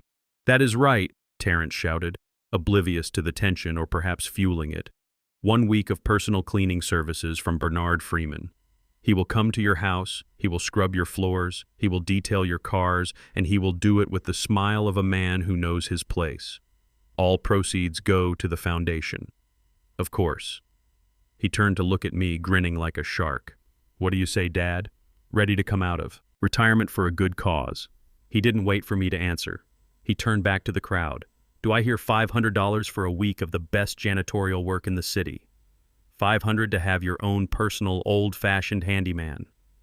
Silence. Nobody raised a paddle. David Chen, the tech billionaire, was sitting near the front. He looked at Terrence with an expression of pure disgust. He looked at me with something else, curiosity perhaps, or pity. Terrence's smile faltered. The sweat on his brow increased. "Come on, folks," Terrence said, laughing nervously. "It is for charity. Look at him. He loves to work. It gives him purpose. Don't you, Dad?" He shook my shoulder roughly. I stood perfectly still. I looked at the crowd. I looked at the faces of the people who thought they owned the world. I looked at my son who thought he owned me. I gripped the mop handle tighter. The wood was smooth, worn down by years of use. It was a tool of labor. Yes. But in that moment, it felt like a staff of office, a scepter of a king in exile. Terrence was dying up there. The silence was stretching out, becoming painful. He needed a bid. He needed validation. Okay, Terrence stammered. Tough crowd. How about $200? $200 to have my dad clean your garage. He is great at organizing junk. Still silence. Then a voice called out from the back near the bar. I will give you $100. It was Brad, the college buddy who had tripped me earlier, the man who had caused the wine spill. He walked forward, swirling a drink in his glass, a cruel smirk on his face. $100, Brad repeated loudly, walking toward the stage. But he has to wear that vest, and he has to clean my frat house mess. I had a party last night, and the bathroom is a disaster. The crowd chuckled nervously, breaking the tension. It was a low, mean sound, the sound of a mob deciding to join in the bullying rather than stop it. Sold, Terrence shouted instantly, relieved to have any bid at all. Sold to Brad for $100, Terrence laughed, wiping his forehead. There you go, Dad. You are booked. You are worth a whole Benjamin. Brad reached into his pocket. He pulled out a crumpled $100 bill. He balled it up in his fist. Catch, old man, Brad yelled. He threw the money. The ball of green paper sailed through the air, arching over the heads of the front row. It hit me square in the chest. It didn't hurt physically. It was just paper. But the symbolism hit me with the force of a wrecking ball. The bill bounced off my vest and landed on the stage at my feet, right next to the dirty mop. The crowd roared with laughter. It was open now. Raucous laughter. Mockery directed at the old man being treated like a stripper in a dive bar. Brittany was clapping, cheering Brad on. Pick it up, Brad shouted. Clean up on aisle 5. Terrence looked at the money on the floor, then at me. Go on. Dad, Terrence whispered, his mic lowered. Pick it up. It is for the fund. Don't be proud. I looked at the crumpled bill. I looked at the mop. I remembered the days I spent working double shifts when Terrence was a baby. I remembered coming home with aching back and blistered hands smelling of bleach just so I could put $50 into his college fund. I remembered the pride I felt when he graduated, the hope I had that he would be a better man than me. That hope died right there on the stage. It shriveled up and turned to dust, blown away by the laughter of the elite. I let go of the mop. It clattered to the floor with a loud wooden crack. The sound cut through the laughter, silencing the front row. I looked down at the mop laying there like a fallen soldier. Then I looked at the money. I did not bend down. I slowly lifted my head. I straightened my spine. The stoop of the tired old janitor vanished. My shoulders went back. My chin went up. I looked out at the room, not from the bottom of a well, but from the top of a mountain. I reached out and took the microphone from Terrence's hand. He was so surprised he let go without a fight. Dad, what are you doing? Terrence hissed. Step back. I ignored him. I held the microphone to my lips. The feedback whined for a split second, a sharp, piercing noise that silenced the back of the room. I looked directly at Brad, the young man who had thrown the money. $100, I said. My voice was not the shaky rasp of an old man. It was deep resonant, the voice of authority, the voice that had commanded boardrooms in silence for decades. You bid $100 for my time, I continued, my eyes boring into him. Brad stopped smiling. He lowered his drink, looking confused. And you? I turned to Terrence, looking him dead in the eye. You sold your father's dignity for $100. Terrence took a step back, unsettled by the change in my demeanor. Dad, stop it. You are embarrassing me. No, son, I said, my voice booming through the speakers, filling the grand hall, rattling the crystals in the chandeliers. I am not embarrassing you. I am appraising you. I kicked the crumpled bill off the stage with the toe of my boot. It fluttered down, landing near Brittany's feet. You think $100 is a lot of money, I said, looking out at the crowd. You think because I hold a mop, I am worth less than the shoes you are wearing. I walked to the edge of the stage, looking down at them. Let me tell you something about value. I said, value is not what you have in the bank. Value is what you build with your hands. Value is how you treat the people who clean up your mess. I pointed at the mop on the floor. I pushed that mop for 40 years, I said, and I pushed it with pride because it meant my son would never have to. But tonight, I see that I pushed it in vain, because while I was cleaning floors, I forgot to teach my son how to be a man. The room was deathly quiet. You could hear a pin drop. David Chen was leaning forward in his seat, his eyes locked on me. Victoria. Sterling had put down her glass. Terrence tried to grab the mic back. Okay, that is enough. Dad, give me that. I pulled away easily, creating distance. I am not. Done, I thundered. You wanted to auction me off, Terrence. You wanted to sell my time. Well, my time is up. I turned to the wings of the stage where the shadows were deepest. Mr. Steinberg, I called out. Arthur Steinberg. Stepped out from the darkness. He was holding the garment bag and the briefcase. He walked onto the stage, stopping next to me. He looked at Terrence with a cold, professional indifference. I handed the microphone to Steinberg. Hold. This. Arthur, I said. I unbuttoned the polyester vest. The cheap plastic buttons popped off, bouncing on the floor. I tore it off, revealing the white undershirt beneath. I unbuckled the belt of the oversized slacks. I stepped out of the janitor's uniform right there on the stage, leaving it in a pile next to the mop. I stood there in my underwear and undershirt for a brief second, vulnerable yet powerful. Then Steinberg handed me the midnight blue tuxedo jacket. I slipped it on. I pulled the trousers from the bag and stepped into them, zipping them up with a sharp, fluid motion. I adjusted the onyx cufflinks. I tied the bow tie, watching Terrence's face transform from annoyance to confusion to absolute terror. I ran a hand through my gray hair, smoothing it back. I took the microphone back from Steinberg. I turned to face the crowd again. $100, I repeated softly. I reached into the inside pocket of my new tuxedo and pulled out a wallet. I extracted a crisp bill. It wasn't $100. It was a $1,000 bill, a rare collectible. I kept for luck. I tossed it at Brad. Keep your money, son, I said. You are going to need it for the dry cleaning. Then I turned to Terrence. You wanted to know who owns this house, I asked. I spread my arms wide, encompassing the chandeliers, the marble, the gold, the entire $50 million estate. You are looking at him. The silence that followed my declaration was heavy, but it was also fragile. It was the kind of silence that exists right before a dam breaks. My son. Terrence stood just 3 feet away from me on the stage, his face twisted in a mixture of confusion and pity. He looked at my new tuxedo. He looked at the confident way I stood, but his mind simply refused to accept the data. It was a cognitive dissonance so strong it was almost visible. He could not reconcile the father he had mocked for 30 years with the man claiming to own the $50 million ceiling above his head.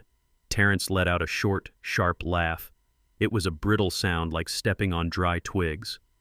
Okay, Dad, he said, shaking his head, his voice amplified by the microphone he was still clutching. That is a good one, seriously, that is hilarious. You own the house, right? And I am the King of France. He turned to the crowd, spreading his arms wide, trying to rope them into his denial. Give it up for Bernard Freeman, everyone, Terrence shouted, trying to turn my moment of truth into a comedy routine. The man has a great imagination. See, this is what happens when you inhale too many cleaning fumes. You start hallucinating that you are a billionaire. The crowd chuckled nervously. They wanted to believe Terrence because believing him was easier than accepting that they had just thrown trash at a tycoon. But David Chen in the front row was not laughing. He was staring at me with intense calculation. Terrence turned back to me, his smile dropping instantly, replaced by a sneer. Now get off the stage, Dad, Terrence hissed, covering the mic with his hand. You have had your fun. You played dress-up with Steinberg's spare suit, but the joke is over. Go back to the kitchen before I have security throw you out. I looked at him. I looked at the utter lack of respect, the absolute blindness of his arrogance. He was standing on a trapdoor and he was jumping up and down.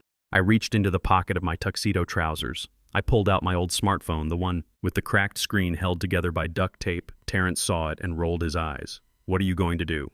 Call the nursing home? Terrence mocked. No, son, I said, my voice calm, steady, cutting through the air. I am calling the house. I pressed a single icon on the screen. It was a red button labeled Omega. The reaction was instantaneous. Bam! It sounded like a thunderclap inside the walls. The heavy magnetic breakers in the basement tripped in perfect synchronization. The sound was physical, a deep thud that vibrated through the floorboards, up through the soles of everyone's shoes. Then the world ended. The 3 massive crystal chandeliers overhead flickered once and died. The wall sconces went black. The stage lights vanished. The music, which had been a soft background hum, cut out abruptly with a dying electronic whine. Total, absolute darkness swallowed the grand hall. For a heartbeat, there was silence. The kind of silence that comes from pure shock. Then the panic set in. Screams erupted from the darkness. They were not the screams of people in mortal danger. They were the screams of people who had never experienced a moment of uncontrolled environment in their lives. Rich people do not do well in the dark. They are used to generators. They are used to backup systems. They are used to the world bending to their will. But tonight, the world was bending to mine. I stood perfectly still on the stage. I did not need to see. I knew this room.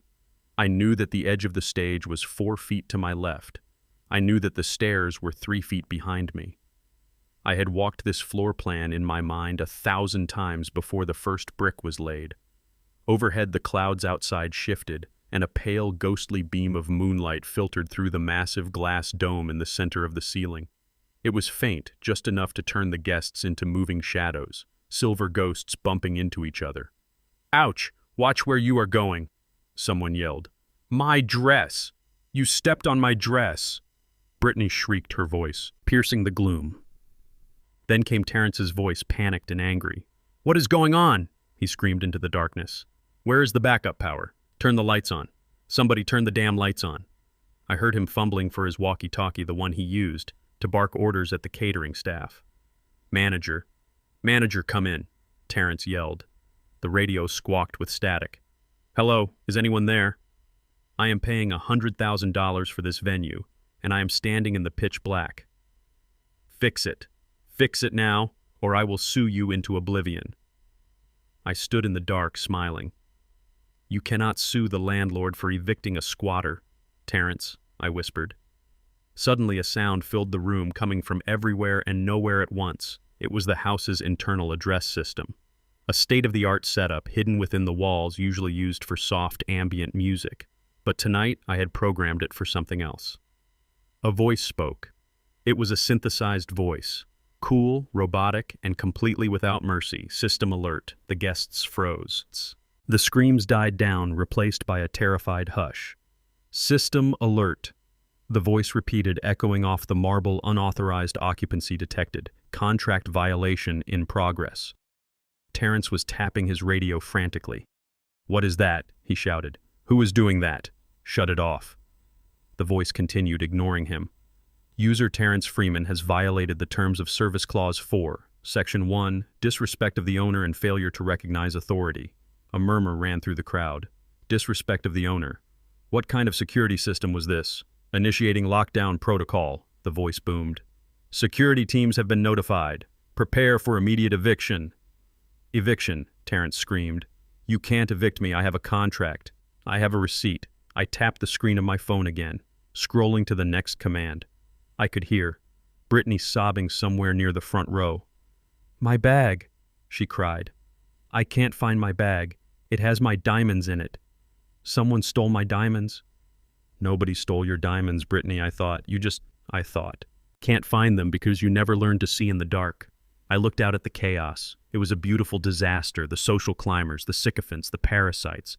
They were all reduced to frightened children huddled together in the moonlight, stripped of their pretense. Terrence was still screaming, trying to assert control over a situation that had spiraled completely out of his grasp. "Everyone, stay calm," he shouted, his voice cracking. "I am sure it is just a fuse. We will have the power back on in a second. I am going to find the breaker box." "You won't find it," I said, my voice projecting into the darkness. Terrence stopped. "Dad, is that you?" he asked into the black void. "Yes, son," I said. "Did you do this?" Terrence demanded. "Did you trip a wire or something with that mop? You broke the electricity, didn't you? You clumsy old fool." I shook my head, even though he couldn't see me. "I didn't break it. Terrence, I turned it off." You turned it off. Terrence laughed, a hysterical edge to his voice. You turned off a $50 million smart home with what, a flip phone? You are delusional. Dad, stop playing games and help me find the manager I am. The manager, I said. And then I pressed the final button. The sound of heavy mechanical gears engaging filled the room. It came from the ceiling high above the stage. Click, clack, thud. Suddenly a beam of light cut through the darkness. It was not the warm glow of the chandeliers.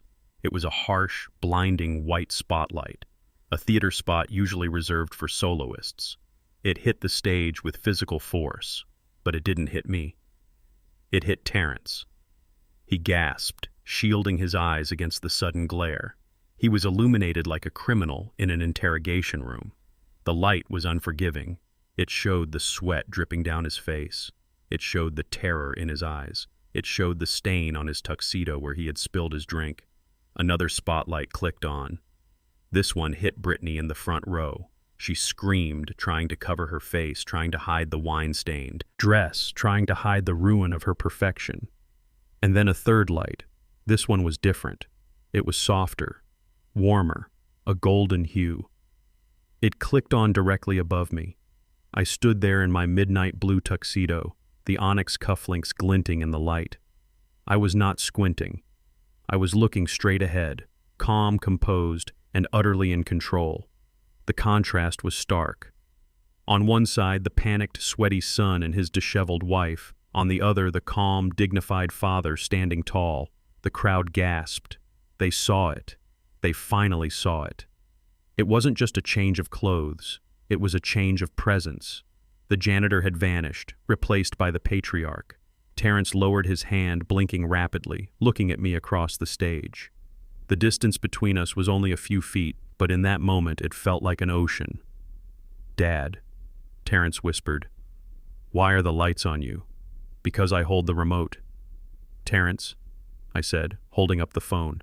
I took a step forward into the pool of light. "You asked for the owner," I said, my voice calm. "But carrying to the back of the room.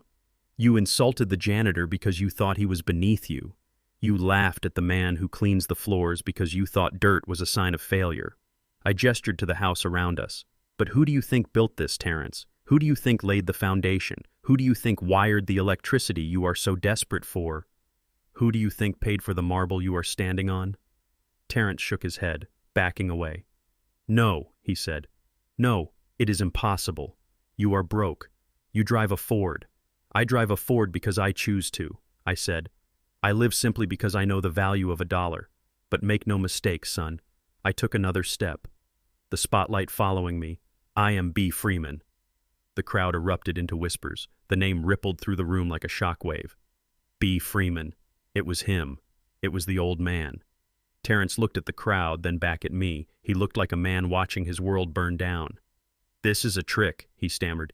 "It is a prank Steinberg put you up to." This I looked at Steinberg, who was standing in the wings, visible now in the spill of the light. Steinberg nodded once, confirming everything. "It is no trick, Terrence," I said. "And now that I have your attention, I think it is time we discuss the rent." I looked at the screen of my phone. There was one more notification pending. It was a text from the security gate. Message from Wallace. "The auditors have arrived, sir. Shall I send them in?" I smiled. "Send them in," I whispered. I looked at Terrence. "You might want to fix your tie, son," I said. "You are about to have company." The spotlight cut through the darkness of the grand hall like a laser beam, isolating me on the stage. It was a circle of pure white light in a sea of shadows, and for a moment the only sound in the cavernous room was the hum of the ventilation system kicking back into life. I stood there in the center of the beam, feeling the heat of it on my face, feeling the eyes of 500 people boring into me. They were waiting for the punchline. They were waiting for the old janitor to trip over his own feet or drop the microphone or apologize for interrupting their evening of excess. But the punchline never came. From the wings of the stage, a shadow detached itself from the darkness. It moved with the precision of a Swiss watch and the silent authority of a predator. It was Arthur Steinberg. He walked into the pool of light, his polished dress shoes making a sharp rhythmic click on the hardwood floor. He was carrying a garment bag made of heavy black canvas, stamped with a gold logo that only the very wealthy would recognize. It was not a rental bag.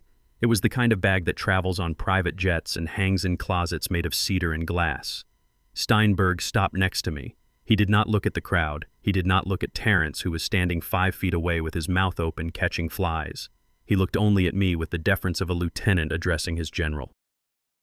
"I believe you are out of uniform, sir," Steinberg said, his voice low but magnified by the acoustics of the room. I looked down at myself. I looked at the gray polyester vest that was too tight across the chest, stained with the sweat of a hard night's work, and the red wine that my daughter-in-law had spilled. I looked at the cheap plastic name tag that read Bernard Temp Staff, pinned crookedly to the lapel. It was the costume of a ghost, the uniform of a man who was meant to be invisible. "You are right, Arthur," I said.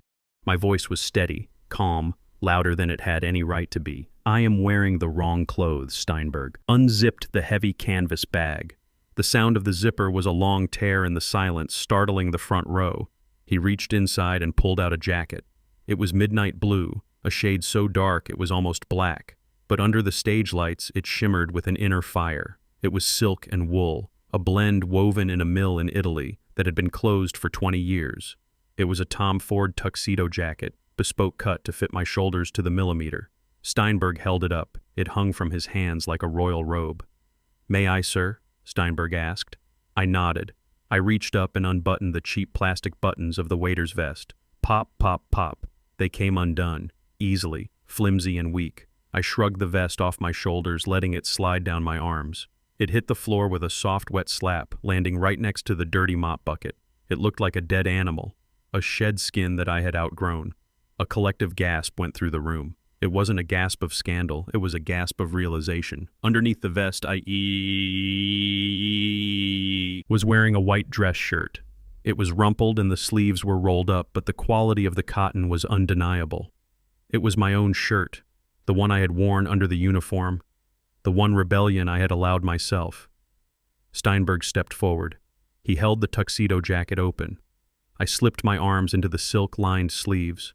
The fabric was cool and smooth, sliding over my skin like water.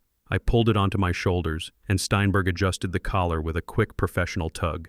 It settled onto my frame perfectly, hugging my torso without restricting my movement. It was armor. It was power. I fastened the single button at the waist, instantly transforming my silhouette. The stoop of the janitor vanished. The hunched shoulders of the tired old man straightened. I stood at my full height, 6'2", a height I hadn't used in years because I was always trying to make myself smaller for my son. Steinberg reached into his pocket and pulled out a small velvet box. He opened it, revealing 2 cufflinks. Black onyx set in platinum, simple, understated, and worth more than the car Terrence drove. "Your cufflinks, sir," Steinberg said, handing them to me. I took them. My fingers did not shake. I rolled down my cuffs, fastening the platinum links through the buttonholes. They clicked into place with a satisfying snap. Click, click. I shot my cuffs, ensuring a 1/4 inch of white linen showed beneath the midnight blue wool. I ran a hand over the lapel, smoothing a microscopic wrinkle. I took a deep breath, inhaling the scent of the new suit, the scent of victory. I looked up. The transformation was complete. The old man who smelled of bleach and cabbage was gone. Standing in the spotlight was Bernard Freeman, the man who had bought his first stock at 22, the man who had seen the dot-com bubble coming before anyone else, the man who owned the very ground these people were standing on. I turned my gaze to the crowd. They were staring at me with a mixture of shock and awe. It is amazing how much clothes make the man. 5 minutes ago, they saw a servant worthy of ridicule. Now they saw a titan. Victoria Sterling, the Queen of New York. Real estate had stood up in the front row. She was squinting at me, her hand over her mouth, her eyes wide with recognition. She knew that suit. She knew that posture. She knew that only a man with absolute confidence would change his clothes on stage in the middle of a gala. Then I turned to Terrence. My son was frozen. He looked like a statue of disbelief crumbling into dust. He was staring at the tuxedo, then at the dirty vest on the floor, then back at me. His brain was misfiring, trying to process the data. The suit was too expensive. The fit was too perfect. The cufflinks were too real. It didn't match the narrative he had built in his head. It didn't match the story of the loser father. "Dad," Terrence stammered, his voice cracking into a high pitch. He took a step forward, his hand reaching out as if to touch the fabric to prove it was a hallucination. Dad, where did you... Dad, where? Get that. I looked at him calmly, adjusting my tie. Get what, Terrence? I asked. That suit, Terrence shouted, pointing a shaking finger at my chest. That is a Tom Ford. That is a $5,000 suit. You can't afford that. You can't even afford rent. Where did you get it? Did you steal it? The accusation hung in the air, ugly and desperate. Did you steal it from the coat check? Terrence yelled, looking around frantically for security. Did you take it from one of the guests? Is that why Steinberg is here? Is he your public defender? Did you rob someone? Dad, take it off right now before the police come. You are making it worse. I laughed. It was a low, dry sound, devoid of humor. Steal it, I repeated. I looked at Steinberg. Arthur. My son thinks I am a thief. Steinberg stepped forward, his face a mask of cold professional disdain. Mr. Terrence Freeman, Steinberg said, his voice slicing through the air like a scalpel. This suit was commissioned by your father 3 months ago. It was tailored in Milan and flown here specifically for this evening. The receipt is in my briefcase along with the deed to this property. Terrence blinked rapidly, his face pale. Commissioned, he whispered. But he is broke. He drives a Ford truck. I took a step toward my son. The spotlight followed me, casting my shadow long and dark over him. I drive a Ford because it is reliable, Terrence, I said. My voice was not the voice of a father scolding a child. It was the voice of a CEO firing an incompetent employee. I live in a small house because I do not need 50 rooms to feel important. I have spent my life building wealth, not flashing it. I reached out and brushed a speck of invisible dust from Terrence's lapel. He flinched as if I had burned him. You see a suit, and you think wealth, I said. You see a uniform, and you think poverty. That is why you are drowning, son. You look at the price tag and you miss the value. I stole nothing, I continued, my eyes locking onto his, holding him in place. But you, Terrence, you have been stealing from, and me for years. You stole my patience. You stole my benefit of the doubt, and tonight you tried to steal my dignity. I gestured to the dirty vest on the floor. You wanted a janitor, I said quietly. So I played the janitor, but the play is over. I turned back to the crowd, raising my voice so every person in the hall could hear me. My name is Bernard Freeman. I am the majority shareholder of Tech Corp. I am the founder of the Freeman Trust, and I am the sole owner of this estate. A gasp rippled through the room, louder this time. David Chen began to clap, a slow, rhythmic applause that started alone and then began to spread. Terrence looked at the clapping billionaire. He looked at me. No, he whispered, shaking his head, backing away until he hit the edge of the piano. No, this is a prank. It has to be a prank. You are lying. You are just a crazy old man. I looked at Steinberg. Show him Arthur, I said. Steinberg opened the briefcase on the piano bench. He pulled out a single document, a deed stamped with the official seal of the county clerk. He held it up in the spotlight. The name on the deed was clear, even from a distance. Bernard Freeman. Terrence stared at the paper. The color drained from his face completely. He looked like he was going to be sick. I buttoned my jacket. Now I said, checking my watch. If you are quite finished insulting the host, I believe we have some business to discuss regarding the rental fee you haven't paid. I looked at Terrence with a shark smile, and the dress you owe me for. The sound of one pair of hands clapping is a lonely thing, but the sound of 300 pairs of hands clapping in unison is a thunderstorm. It started with David Chen, the tech billionaire in the front row. He stood up slowly, buttoning his tuxedo jacket, his face split in a wide grin of genuine delight. He looked at me up on the stage, not as a servant but as an equal, perhaps even a superior. Then Victoria Sterling stood up, her diamonds catching the light, followed by the hedge fund managers, the venture capitalists, and the titans of industry. Bravo. Bernie David Chen shouted, his voice booming over the applause. Bravo, you old fox. I knew you would come out of the woodwork eventually. Welcome back to the land of the living. Mr. Freeman, Victoria called out, raising her glass. The applause swelled, filling the grand hall, bouncing off the marble floors and the vaulted ceiling. It was a wave of validation that washed over me. Cleansing the last 40 years of invisibility, I stood there in my Tom Ford tuxedo, feeling the fabric settle on my shoulders, accepting the ovation with a small nod. But amidst the thunderous applause, there was a screech, a high-pitched sound of tearing metal. "Stop it! Stop it, right now!"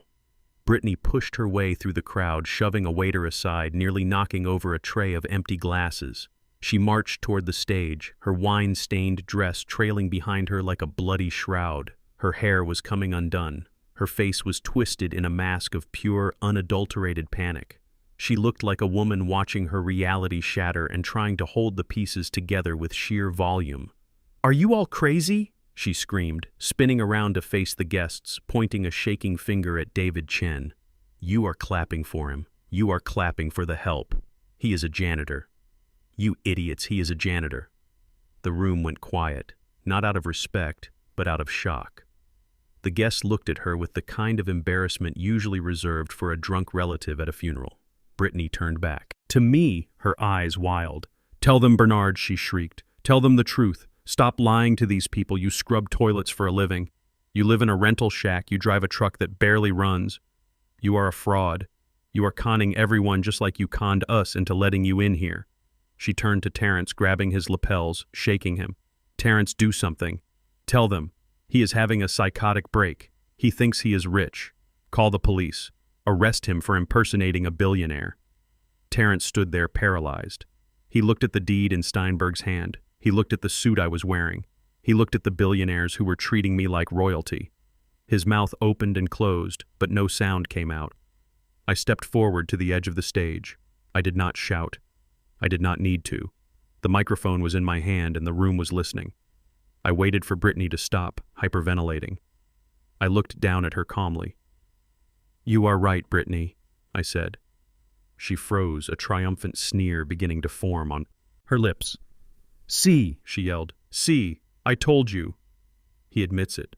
I am a janitor." I continued, my voice steady, hard as granite. "I was a janitor for 40 years. I started in 1980 at a small company called TechCorp, back when they were working out of a garage in Palo Alto. I swept the floors, I took out the trash, I cleaned the bathrooms after the engineers went home. I walked across the stage, pacing slowly like a panther. But I did something else too. Brittany, I listened. I stopped looking directly at David Chen. When the engineers were arguing about microchips at 2 a.m, I was there mopping the hallway. When the board members were discussing the IPO in the conference room, I was there emptying the wastebaskets. I was the invisible man, the furniture, the ghost in the machine. Nobody pays attention to the janitor. Nobody lowers their voice when the cleaning guy walks in. I smiled a dry, humorless smile. So I heard everything I knew, which products were going to change the world and which ones were going to fail. And every month when I got my paycheck, I did not buy a new car. I did not buy fancy clothes. I did not buy a big house to impress my neighbors. I lived on rice and beans. I walked to work, I wore secondhand clothes, and I took every single dollar I saved and I bought stock. I looked at Terrence. I bought TechCorp stock when it was $5 a share. I bought it when everyone said computers were a fad. I bought it when the market crashed in '87 and everyone was selling in a panic. I kept buying. I reinvested the dividends. I lived like a pauper so I could invest like a king. I turned to Steinberg. "Arthur, would you please inform my son of my current standing?" Steinberg stepped into the light, adjusting his glasses. "Mr. Bernard Freeman is currently the third largest individual shareholder of TechCorp," Steinberg announced, his voice ringing with authority. His portfolio also includes significant holdings in real estate, renewable energy, and municipal bonds. The estimated value of his liquid assets exceeds $900 million. The number hung in the air. $900 million. Brittany made a sound like a dying cat. She grabbed the edge of the stage to keep from falling over. $900 million, she whispered. Her eyes rolled back in her head, momentarily overwhelmed by the sheer magnitude of the wealth she had mocked. I looked at her with pity. "So yes, Brittany," I said, "I am a janitor. But I am also the man who owns the company you work for, or rather, the company you used to work for before they fired you last week for incompetence." Brittany gasped, clutching her chest. "How did you know that?" she stammered. "I know everything," I said. "I own the holding company that owns the staffing agency you pretended to work at. I know about the fake sick days. I know about the stolen office supplies. And I know about the debt." I turned my attention to Terrence. My son was shaking so hard his teeth were chattering. "Dad, Terrence whispered, tears streaming down his face. Why didn't you tell me? Why did you let me struggle? Why did you let me live in debt when you had all this? I felt a flash of anger, hot and righteous. Let you struggle, I asked incredulously. I paid for your college, Terrence. I paid for your wedding. I paid for the down payment on your condo. I gave you a debt-free start in life that most men would kill for. And what did you do with it? I pointed the microphone at him like a weapon. You bought a leased Ferrari. You bought designer suits. You spent money. You didn't have to impress people you didn't like. You looked down on me because my hands were dirty, never realizing that dirt is where the gold is buried. I walked to the very edge of the stage, towering over him. And you asked about this house? Terrence looked up at the ceiling at the chandeliers he had bragged about, at the marble walls he had claimed were his. You rented the Freeman estate, I said. You paid $100,000 to a shell company to host your party here. You bragged to your friends that the owner was some mysterious tycoon named B. Freeman. I laughed. It was a harsh sound. You were right about one thing, Terrence. The owner is B. Freeman. I spread my arms wide, encompassing the entire $50 million property. Bernard Freeman. I bought this land 20 years ago when it was just rock and weeds. I planted the trees you drove past tonight. I designed the library where you tried to commit fraud.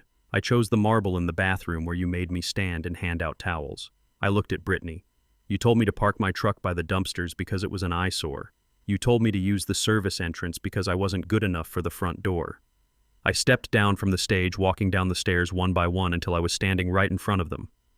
But this is my house, I said. My voice dropped dead quiet. This is my floor. This is my roof. And this is my carpet. I looked down at Brittany's muddy shoes, the ones she had ruined. Walking through the garden because she refused to park in the guest lot. You are standing on my Persian rug with dirty shoes, I said, and you, Terrence, you are drinking my vintage wine without asking. I plucked the glass of champagne from Terrence's trembling hand. I poured it out onto the floor right between his polished shoes. Splash. The liquid soaked into the carpet, a dark stain spreading slowly. You called me a guest in my own home, I said. You treated the owner like a servant. Well, the servant is resigning, Terrence, and the landlord is taking over. I turned to the security team who were waiting in the wings, led by Marcus. Marcus, I said. Yes, Mr. Freeman. Marcus boomed, stepping forward, his hand on his belt. Please escort these trespassers off the property immediately. Terrence's eyes went wide. Trespassers, he shrieked. You can't do that. We have a contract. We paid the rental fee. I looked at Steinberg. Arthur, the contract. Steinberg opened his briefcase and pulled out a single sheet of paper, ripped it in half. The sound was loud and final. Violation of terms. Steinberg said, calm as a glacier. The contract is null and void due to gross misconduct and attempted fraud. The rental fee is forfeited. I looked back at Terrence. You have 5 minutes to vacate the premises, I said. And Terrence? He looked at me. Hope gone, replaced by terror. Take your wife with you, I said, and do not forget to wipe your feet on the way out. I turned my back on them, walking toward the crowd of billionaires who were watching in silent awe. David Chen clapped me on the shoulder as I passed. That was better than a board meeting, Bernie, Chen whispered. I smiled, adjusting my cuffs.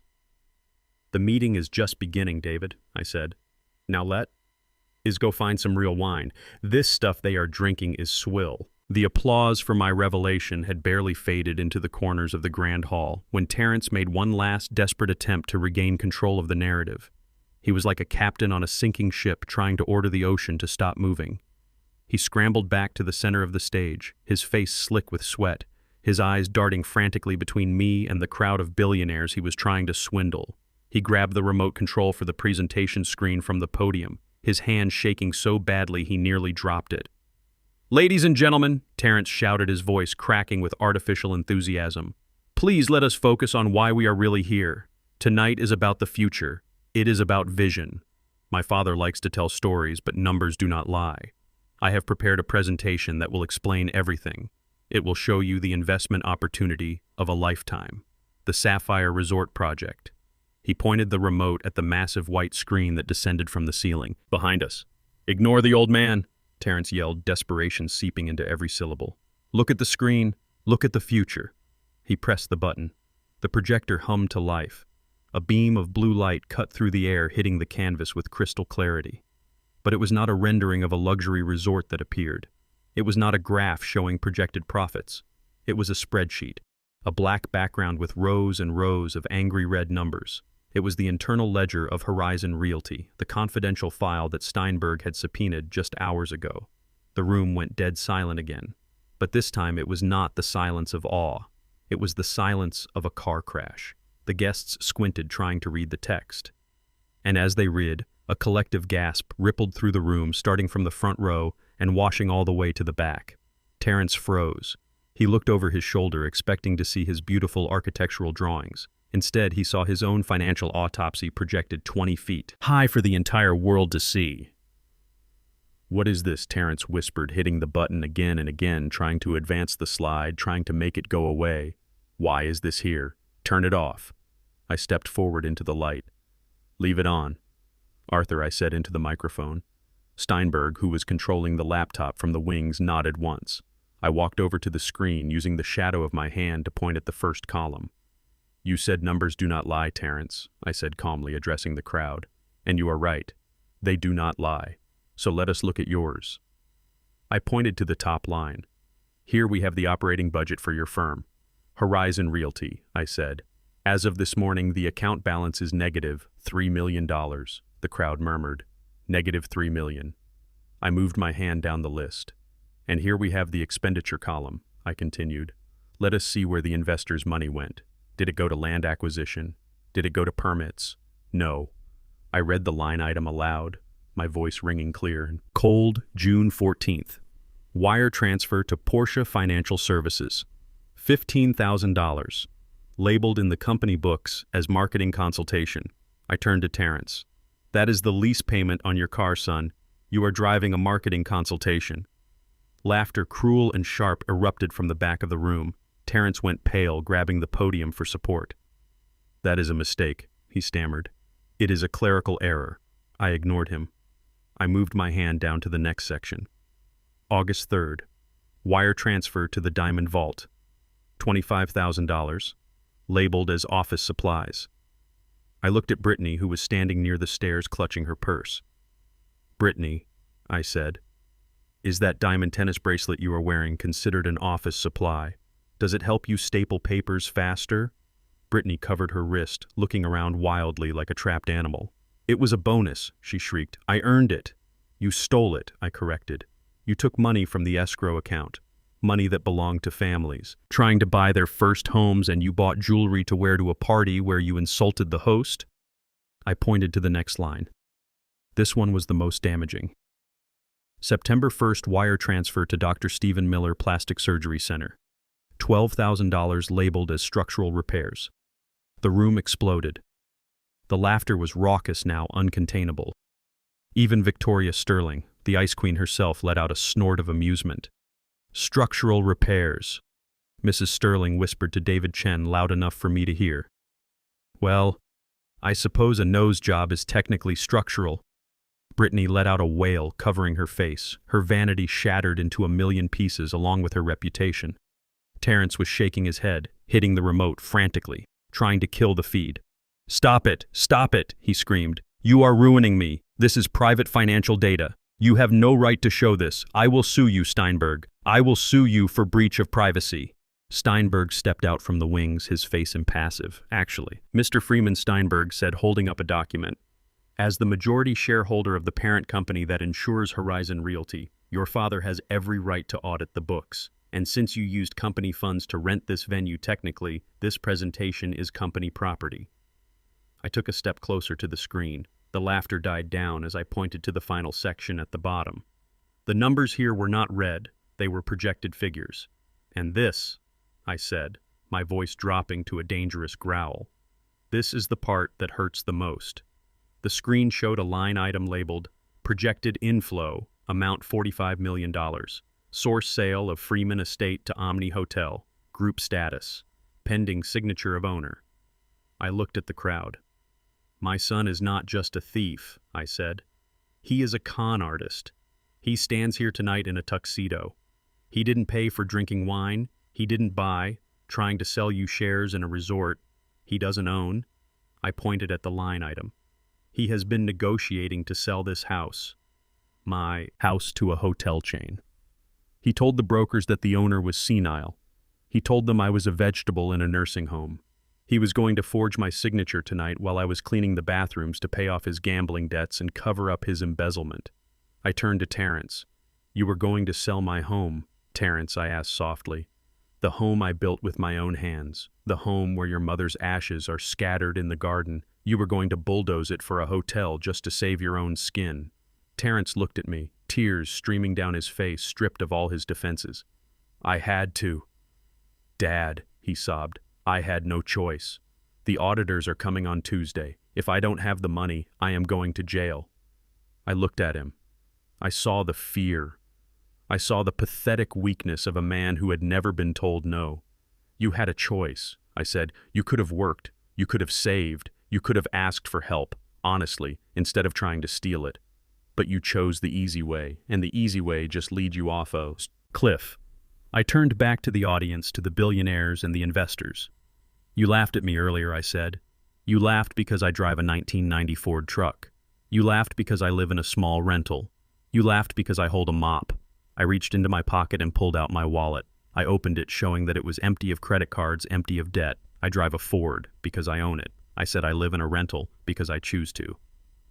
"But I do not owe a single cent to any man on this earth." I pointed at the screen, at the sea of red numbers. "My son drives a Ferrari, but the bank owns the steering wheel. He wears a Rolex, but the pawn shop owns the time. He lives in a penthouse, but the landlord owns the view. He owes $5 million, and tonight he tried to pay it with my legacy." I looked at David Chen. "Who is the poor man in this room, David?" I asked. David Chen stood up. He adjusted his jacket. He looked at Terrence with a look of absolute finality. "He is," David said quietly. "David Chen." Turned to his entourage. "I think we have seen enough, gentlemen," Chen said. "This man is not a risk. He is a liability. Remove him from my contact list immediately and cancel the meeting we had scheduled for Monday." Chen turned and walked toward the exit, not even looking at Terrence as he passed. Victoria Sterling stood up next. "Disgusting," she murmured, staring at Brittany. "You spent escrow money on a nose job. You are a disgrace to the industry. I am calling the licensing board in the morning.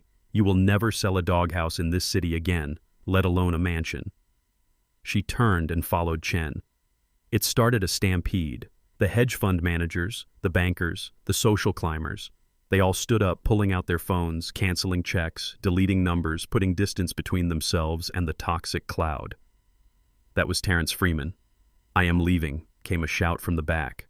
It was the broker Julian, the man Terrence had conspired with.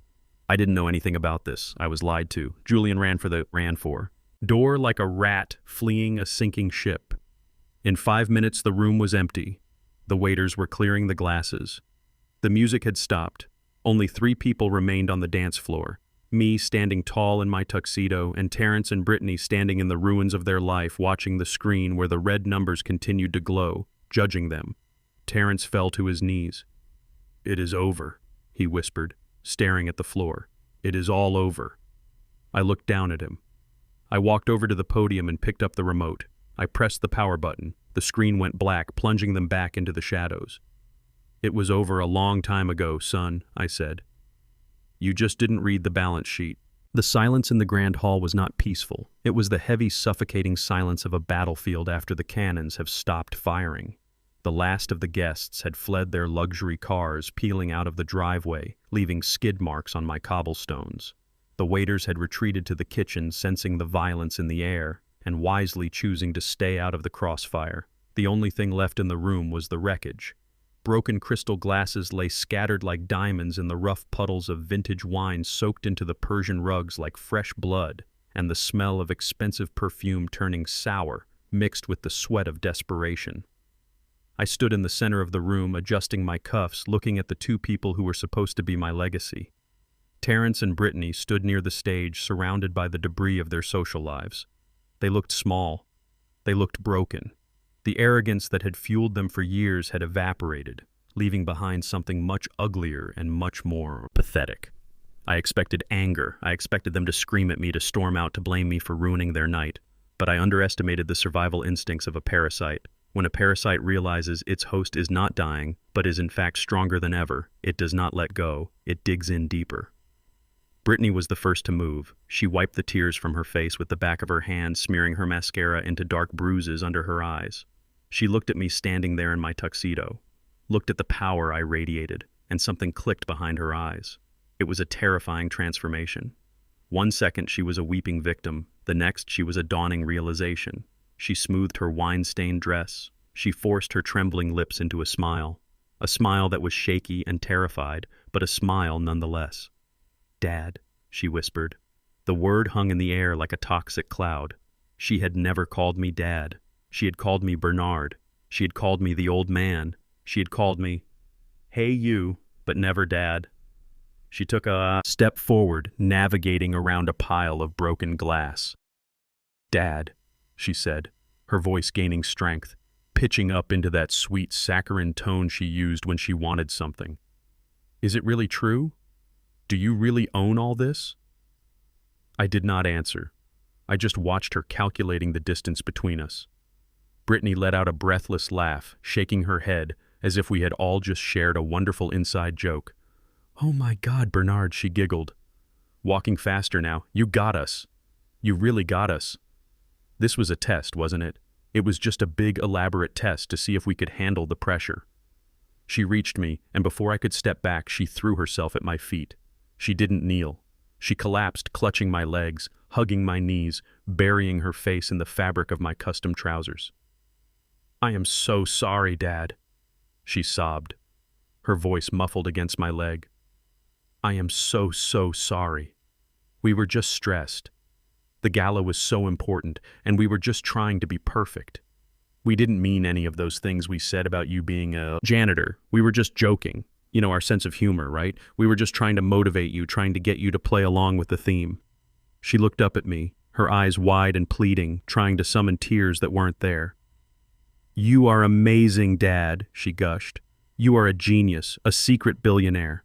I always knew there was something special about you," I told Terrence. I said, "Your father has a spark." I said that, didn't I? "Terrence," I said, "Bernard is going to surprise us one day." I looked down at her, clinging to me like a barnacle. I felt a wave of nausea roll through my stomach. It was physical, visceral disgust. She was touching me with the same hands that had thrown my chocolate in the trash, the same hands that had slapped my face an hour ago.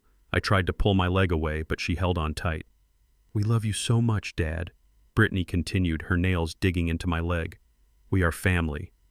And families fight, right? But we forgive each other. That is what we do." "You forgive us, right? I mean, look at this. Look at place. We can be so happy here. You need us. Bernard, you need a woman's touch to run a house this big. I can organize the staff. I can plan the parties.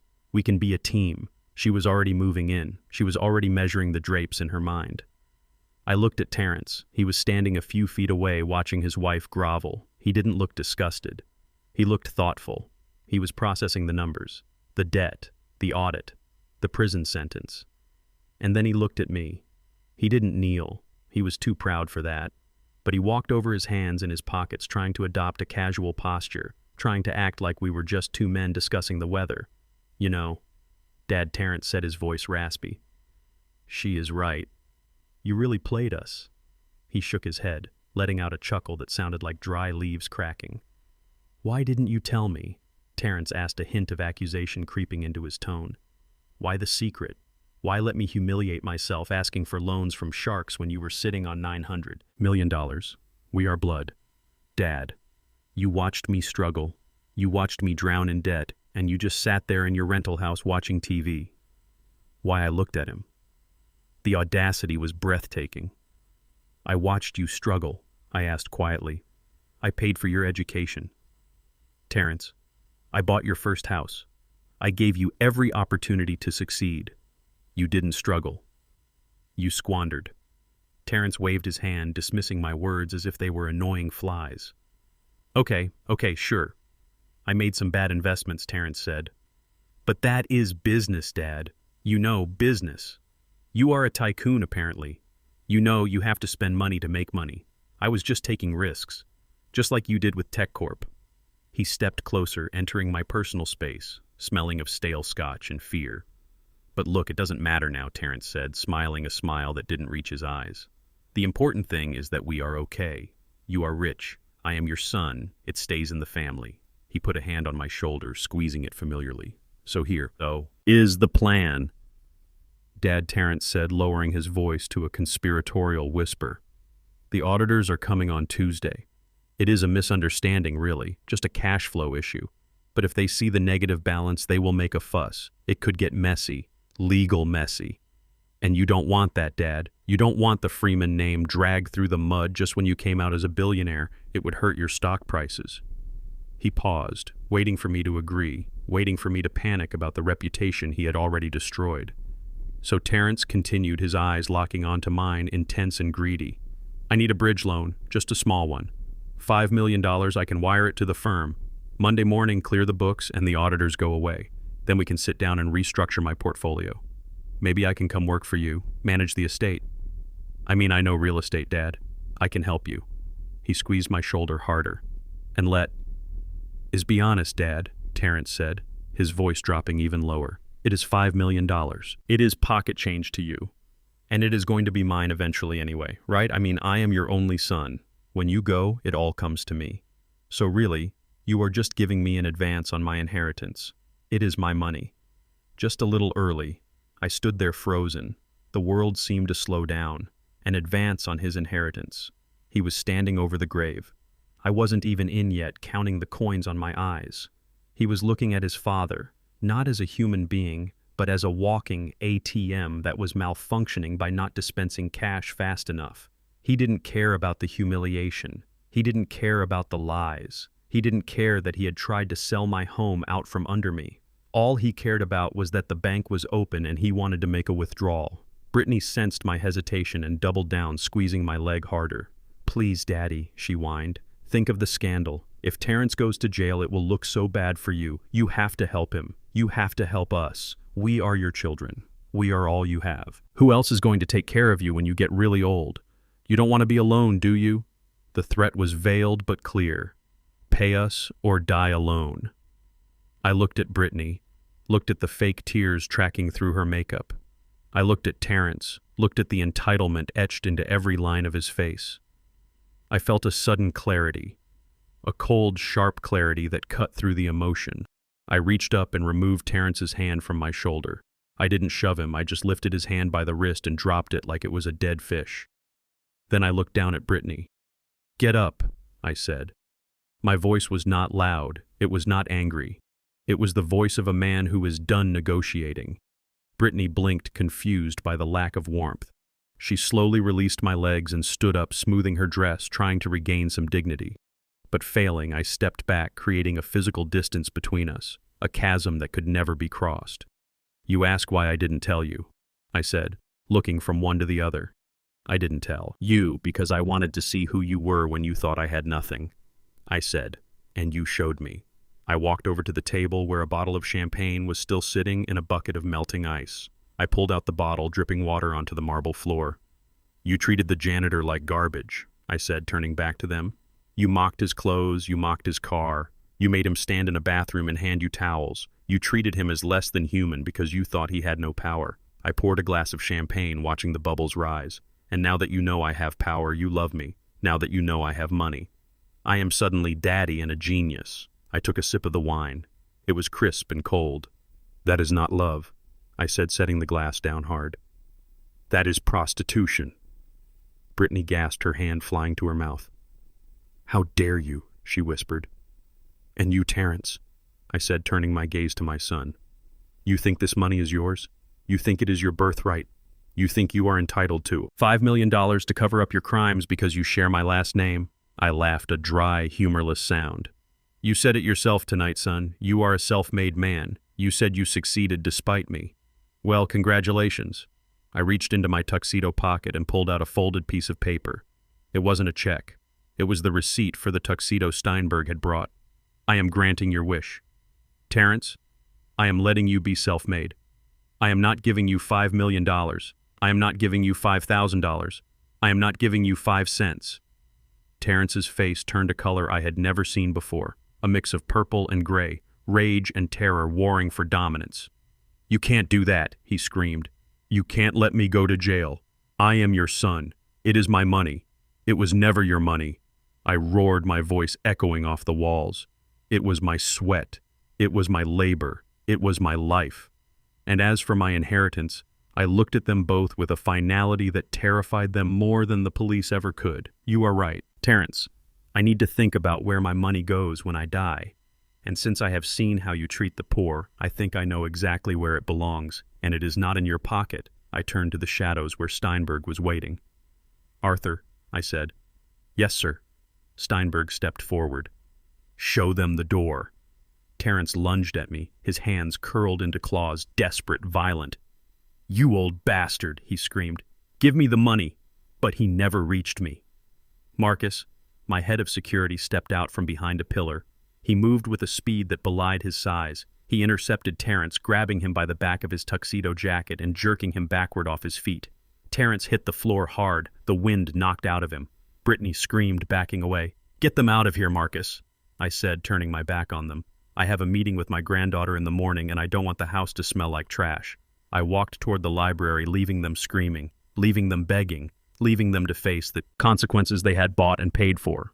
I didn't look back. I had wasted enough time on bad investments. The room was quiet now, except for the heavy breathing of my son and his wife, who stood before me like two criminals awaiting a sentence they knew they deserved, but could not comprehend. Steinberg stood to my right, a silent sentinel holding the leather briefcase that contained the architecture of their demise and the blueprint of a new future. I reached out, and Steinberg placed a manila folder in my hand. It was old, the edges soft and worn, the paper inside yellowed with the passage of time. I held it up so Terrence could see the label. It was handwritten in ink that had faded to a dull gray. Do you recognize this, Terrence? I asked, my voice echoing softly in the vast, empty hall. Terrence squinted, his eyes red from the alcohol and the tears of self-pity. He nodded slowly, a look of desperate recognition dawning on his face. That is your will, he whispered. His voice was hoarse, trembling with a sudden surge of hope. That is the will you showed me when I graduated college. You said it was all. You said it. Mine. Yes, I said, running my thumb over the cover. I drafted this 30 years ago, back when I still believed in potential, back when I looked at you and saw a future king instead of a court jester. This document states that upon my death, 100% of my estate, my stocks, my savings, and my property would transfer to you. Terrence Freeman, my only son. Brittany grabbed Terrence's arm, her nails digging into his tuxedo jacket. Her eyes lit up with that familiar predatory gleam. She saw a lifeline. She saw a chance that maybe, just maybe, I was a sentimental old fool who was about to forgive them. See, she hissed at him. He still loves you. He kept it. I looked at them. I looked at the greed that instantly replaced the shame on their faces. It was instinctive for them, like a shark smelling blood in the water. They didn't care about the insults. They didn't care about the fraud. They just cared about the paper in my hand. It leaves you everything. I continued looking at the document. It leaves you these TechCorp shares that are now worth $900 million. It leaves you this house. It leaves you the legacy of a lifetime. Terrence took a step forward, his hand reaching out instinctively. Dad, he choked out, I know I messed up. I know I hurt you, but we are blood. This is right. I can change. I can be the son you wanted. Just give me a chance to manage it. I looked at him deep in the eyes. I gave you a chance, Terrence, I said. I gave you 35 years of chances. I took the document in both hands. And tonight you proved that giving you money is like giving a loaded gun to a child. You don't use it to build, you use it to destroy. I ripped the folder in half. The sound was loud, a violent tearing noise that cut through the silence like a gunshot. No! Terrence screamed, lunging forward as if he could catch the sound in the air. No, don't! I ripped it again and again, turning the yellowed paper into confetti. The pieces fluttered down to the marble floor, landing on the wine stains, landing on the broken glass, landing on the ruins of his dignity. It is gone, Terrence, I said, dropping the last pieces. The old will is dead, just like the version of my son I thought existed. Brittany let out a wail, dropping to her knees and frantically trying to gather the pieces of paper as if she could tape them back together and salvage a fortune. "You crazy old man!" she shrieked, clutching the scraps. "You can't do this. That is legal tender. That is our money. It is trash." "Brittany," I said, stepping over her. "It is just trash now." I turned to Steinberg. The new file. Arthur Steinberg reached into his briefcase and pulled out a sleek blue folder. It was thick, crisp, and stamped with the official seal of the Freeman Trust. It looked heavy. It looked like iron. I took it and held it up. "This is the last will and testament of Bernard Freeman, dated and notarized this evening at 6 p.m. just before I put on that janitor's uniform." I opened the folder. The pages were white and clean, the ink black and sharp. "This document revokes all previous wills," I read aloud, my voice steady. "It places the entirety of my estate, including the Freeman Mansion, the Tech Corp portfolio, and all liquid assets into an irrevocable trust. The total value of the trust is approximately $950 million. Terrence was shaking his head back and forth, a pendulum of denial. "Who?" he whispered. "Who gets it? If not me, then who? You have no one else. Dad, you have no one." I looked past him toward the shadows of the grand staircase. "Maya," I called out. My granddaughter stepped out from the darkness where she had been watching. She was still wearing her pink dress, her face streaked with dried tears. She looked terrified, holding herself tight as if she were cold. "Come here, little bird," I said, softening my voice. Maya walked down the stairs, her steps hesitant. She looked at her father, who was staring at her with open-mouthed shock. She looked at her mother, who was still on the floor, clutching scraps of paper. She came to. "Stand beside me." I put my arm around her shoulders, feeling her tremble under the silk. "This is the beneficiary," I announced, looking at Terrence. "Maya." Terrence gasped. "But she is a child. She is 18. She doesn't know anything about money. She knows the value of a chocolate bar," I said sharply. "And more importantly, she knows the value of kindness." I looked down at the document, reading the terms. "The sole beneficiary of the Freeman Trust is Maya Freeman. The assets will be held in trust until she reaches the age of 25. At that time, she will receive full control of the estate to use for her art, for her life, for whatever she chooses." Maya looked up at me, her eyes wide. "Grandpa," she whispered, "you don't have to." "Hush, child," I said, smiling at her. "It is already done, but there is a condition," I said, raising my voice so Brittany could hear me from the floor. "There is a very specific clause in this trust. Section 4, paragraph 1, the anti-parasite clause." I looked directly at Brittany, who had stopped gathering paper and was now staring at Maya with a look of pure venom. "The condition is this," I read. "If at any time the beneficiary Maya Freeman provides any financial assistance to her parents, Terrence or Brittany Freeman, the trust is immediately dissolved and the entire fortune is donated to the National Janitorial Association." Terrence looked like he had been punched in the gut. What he choked out. "You heard me," I said. "You get nothing. And if you try to guilt her, if you try to manipulate her, if you try to beg her for a single dime, she loses everything." I closed the folder with a snap. "So if you want your daughter to be rich, Terrence, you will stay away from her money. You will never ask her for a loan. You will never ask her to pay your rent. You will never look at her as a bank account again." The cruelty of it hit them. The brilliance of it hit them.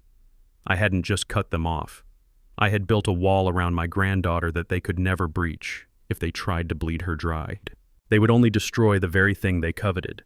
Terrence fell silent, defeated by the logic, defeated by the absolute finality of it. But Brittany did not accept defeat. Brittany was a creature of impulse, and her impulse was rage. She looked at Maya. She didn't see a daughter. She saw a vault that she had been locked out of. She saw the 18-year-old girl she had bullied and controlled suddenly holding the keys to the kingdom while she was left in the dirt. "You little witch!" Brittany screamed, scrambling to her feet. The sound was feral, unhinged. "You planned this, didn't you?" Brittany shrieked, her face twisted into a mask of ugly hate. "You talked to him behind my back. You batted your eyelashes and played the sweet little artist while I did all the work."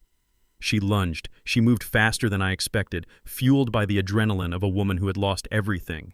She flew at Maya, her hands curved into claws, reaching for the blue folder, reaching for Maya's hair, reaching to hurt the only person in the room who was innocent.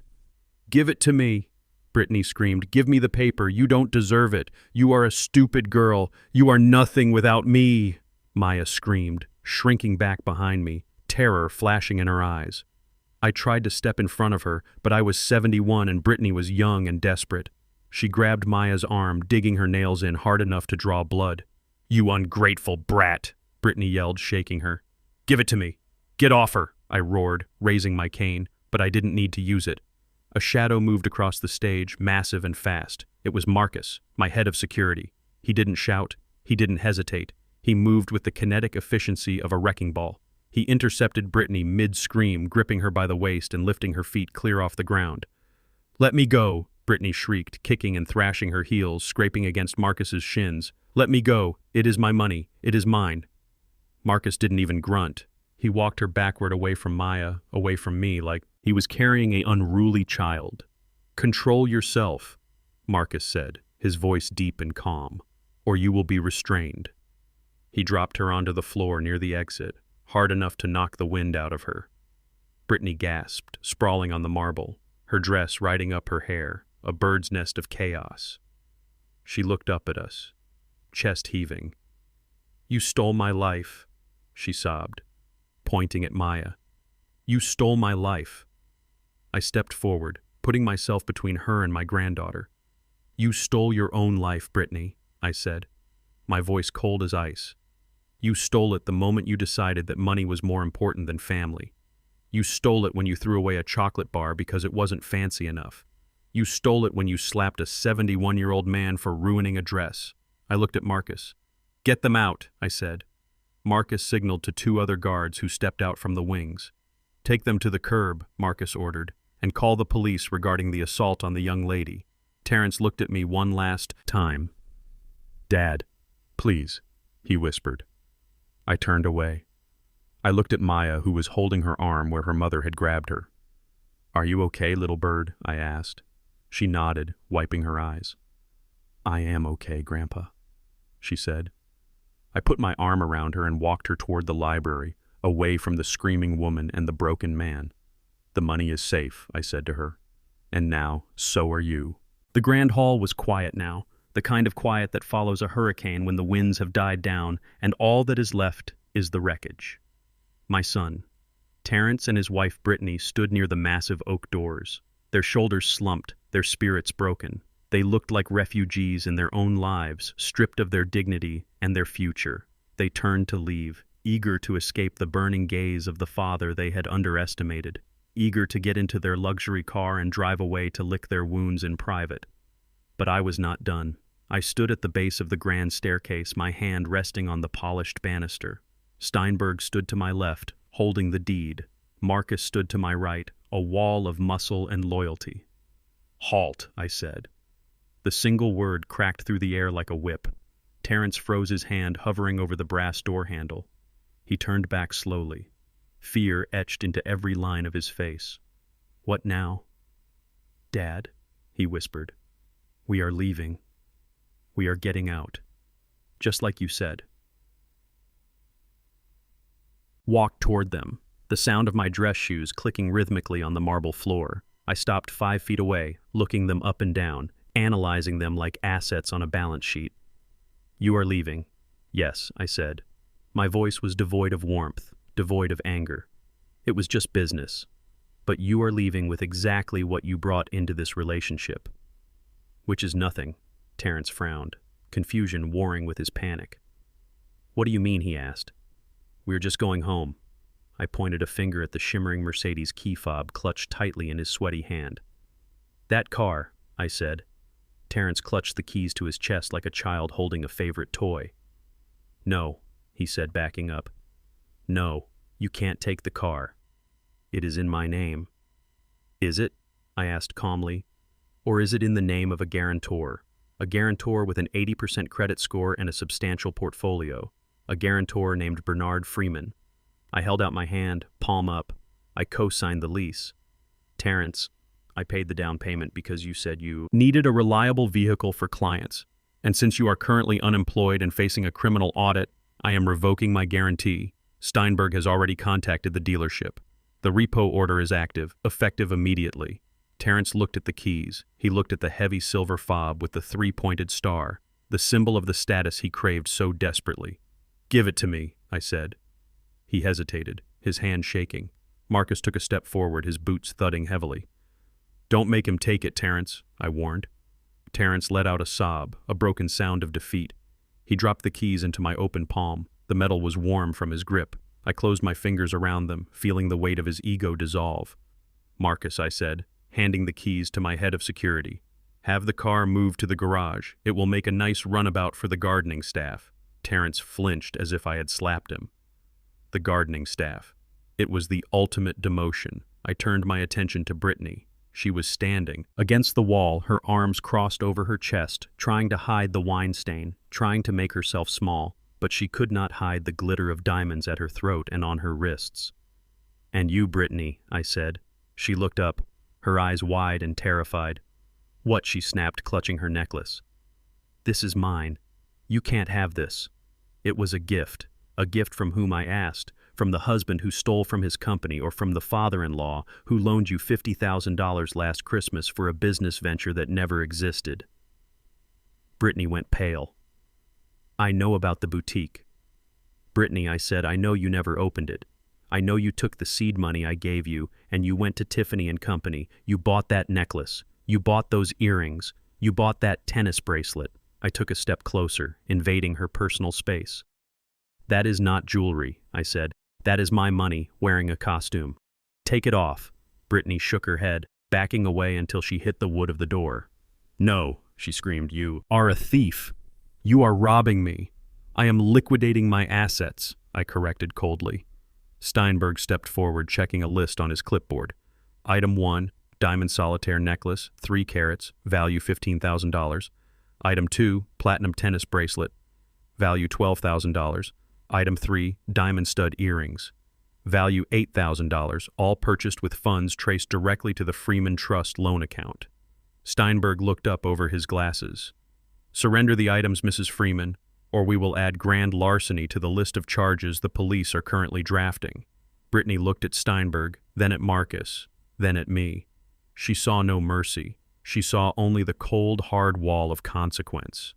With trembling hands, she reached up to her neck. She unclasped the heavy diamond necklace. It slid through her fingers like water pooling in her palm. She threw it at me. It hit my chest and fell to the floor. "Take it," she shrieked. "Take it, you old miser. I hope you choke on it." The bracelet followed, clattering onto the marble. Then the earrings, painful to remove, ripped from her lobes in her haste. I motioned to Marcus. "Pick them up," I said. "They will go to the charity auction.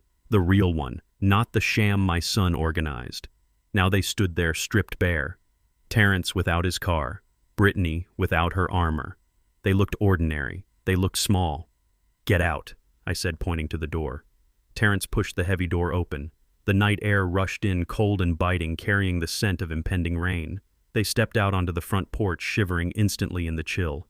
The wind whipped Brittany's hair across her face. The warmth of the mansion was gone, replaced by the harsh reality of the elements. They turned toward the driveway, expecting to see a taxi, expecting some final act of mercy. "There is no ride waiting," I called out from the doorway. Terrence turned back, his face pale in the moonlight. "What, you made me walk?" "Terrence," I said, leaning against the doorframe. "You made an old man walk a mile uphill in the dark because my truck was an eyesore. You made me use the service entrance." I pointed down the long, winding driveway, the same path I had trudged up hours ago. "Now you walk." "But it is freezing," Brittany wailed, clutching her bare arms. "It is a mile to the main road. We are in formal wear." "Then you better start moving," I said. "The blood flow will keep you warm." I signaled to Marcus. "Close the gate," I said. Marcus pressed a button on the wall panel. The massive iron gates at the end of the driveway began to swing shut, slowly, ominously. "You have about 15 minutes before the main gate locks automatically," I said, checking my watch. "If you don't make it, you will be stuck inside the perimeter with the guard dogs, and trust me, the dogs are not as patient as I am." "Run!" Terrence looked at the closing gate in the distance. He looked at his wife in her high heels. He realized the gravity of his situation. He didn't wait for her. He didn't offer her his jacket. He just turned and started to run, his tuxedo shoes slapping against the pavement, desperate to escape the trap he had built for himself. "Terrence, wait!" Brittany screamed, stumbling after him, losing one of her heels in the gravel. She kicked it off, running with one bare foot, limping, crying, screaming his name into the wind. "Terrence, wait for me!" But he didn't look back. He ran into the darkness, a coward to the end. I watched them go until they were just shadows in the moonlight, until their voices faded into the rustling of the oak trees. I turned to Marcus. "Lock it up, Marcus," I said. "Yes, sir," Marcus said, closing the heavy front doors with a final resonant thud. Click. The lock engaged. I was alone inside my fortress. I walked slowly through the silent hall, past the stage where I had revealed myself, past the screen that still glowed with the red numbers of their debt. I climbed the grand staircase, my hands sliding along the smooth wood. I walked into the master suite. The room was vast, filled with moonlight spilling through the floor-to-ceiling windows. I walked out onto the balcony. The air was crisp and cold. I took a deep breath, filling my lungs with the clean scent of the night. I looked down. Far below, at the bottom of the hill, I could see two tiny figures moving along the road. They were small, insignificant, struggling against the incline, struggling against the dark. I saw the headlights of a passing car sweep over them, illuminating them for a second. A man in a suit running, a woman in a torn dress limping behind him. The car didn't stop. It kept going, leaving them in the dust. I turned back to the room. On the small table by the window sat a bottle of 1982 Petrus, the wine Terrence had tried to serve me, the wine he had spilled on the floor. I poured myself a glass. The liquid was dark, rich, almost black in the moonlight. I walked back to the railing. I swirled the wine in the glass, watching the legs run down the side. I raised the glass to the empty night, to the stars, to the memory of the woman who had warned me about this day 30 years ago. "To you, Catherine," I whispered. And to the frame, I took a sip. The wine was complex, layers of fruit and earth and time. It tasted like victory. It tasted like peace. I looked down one last time. The figures were gone, swallowed by the shadows of the trees I had planted. They were walking down the hill, but I was finally standing on top of it. The morning sun hits the limestone walls of the Freeman estate differently when the house is finally clean, and I do not mean clean of dust. I mean clean of toxic energy, clean of lies, and clean of the heavy, suffocating weight of disappointment. It was 8 o'clock in the morning, the kind of crisp, golden morning that makes you glad to be alive to see it. I was sitting on the terrace overlooking the gardens, the infinity pool shimmering like a sheet of glass below me. The air smelled of jasmine and freshly ground coffee, a stark contrast to the smell of stale champagne and desperation that had filled the house just 12 hours ago. I was wearing my old, comfortable cardigan and a pair of loose linen trousers.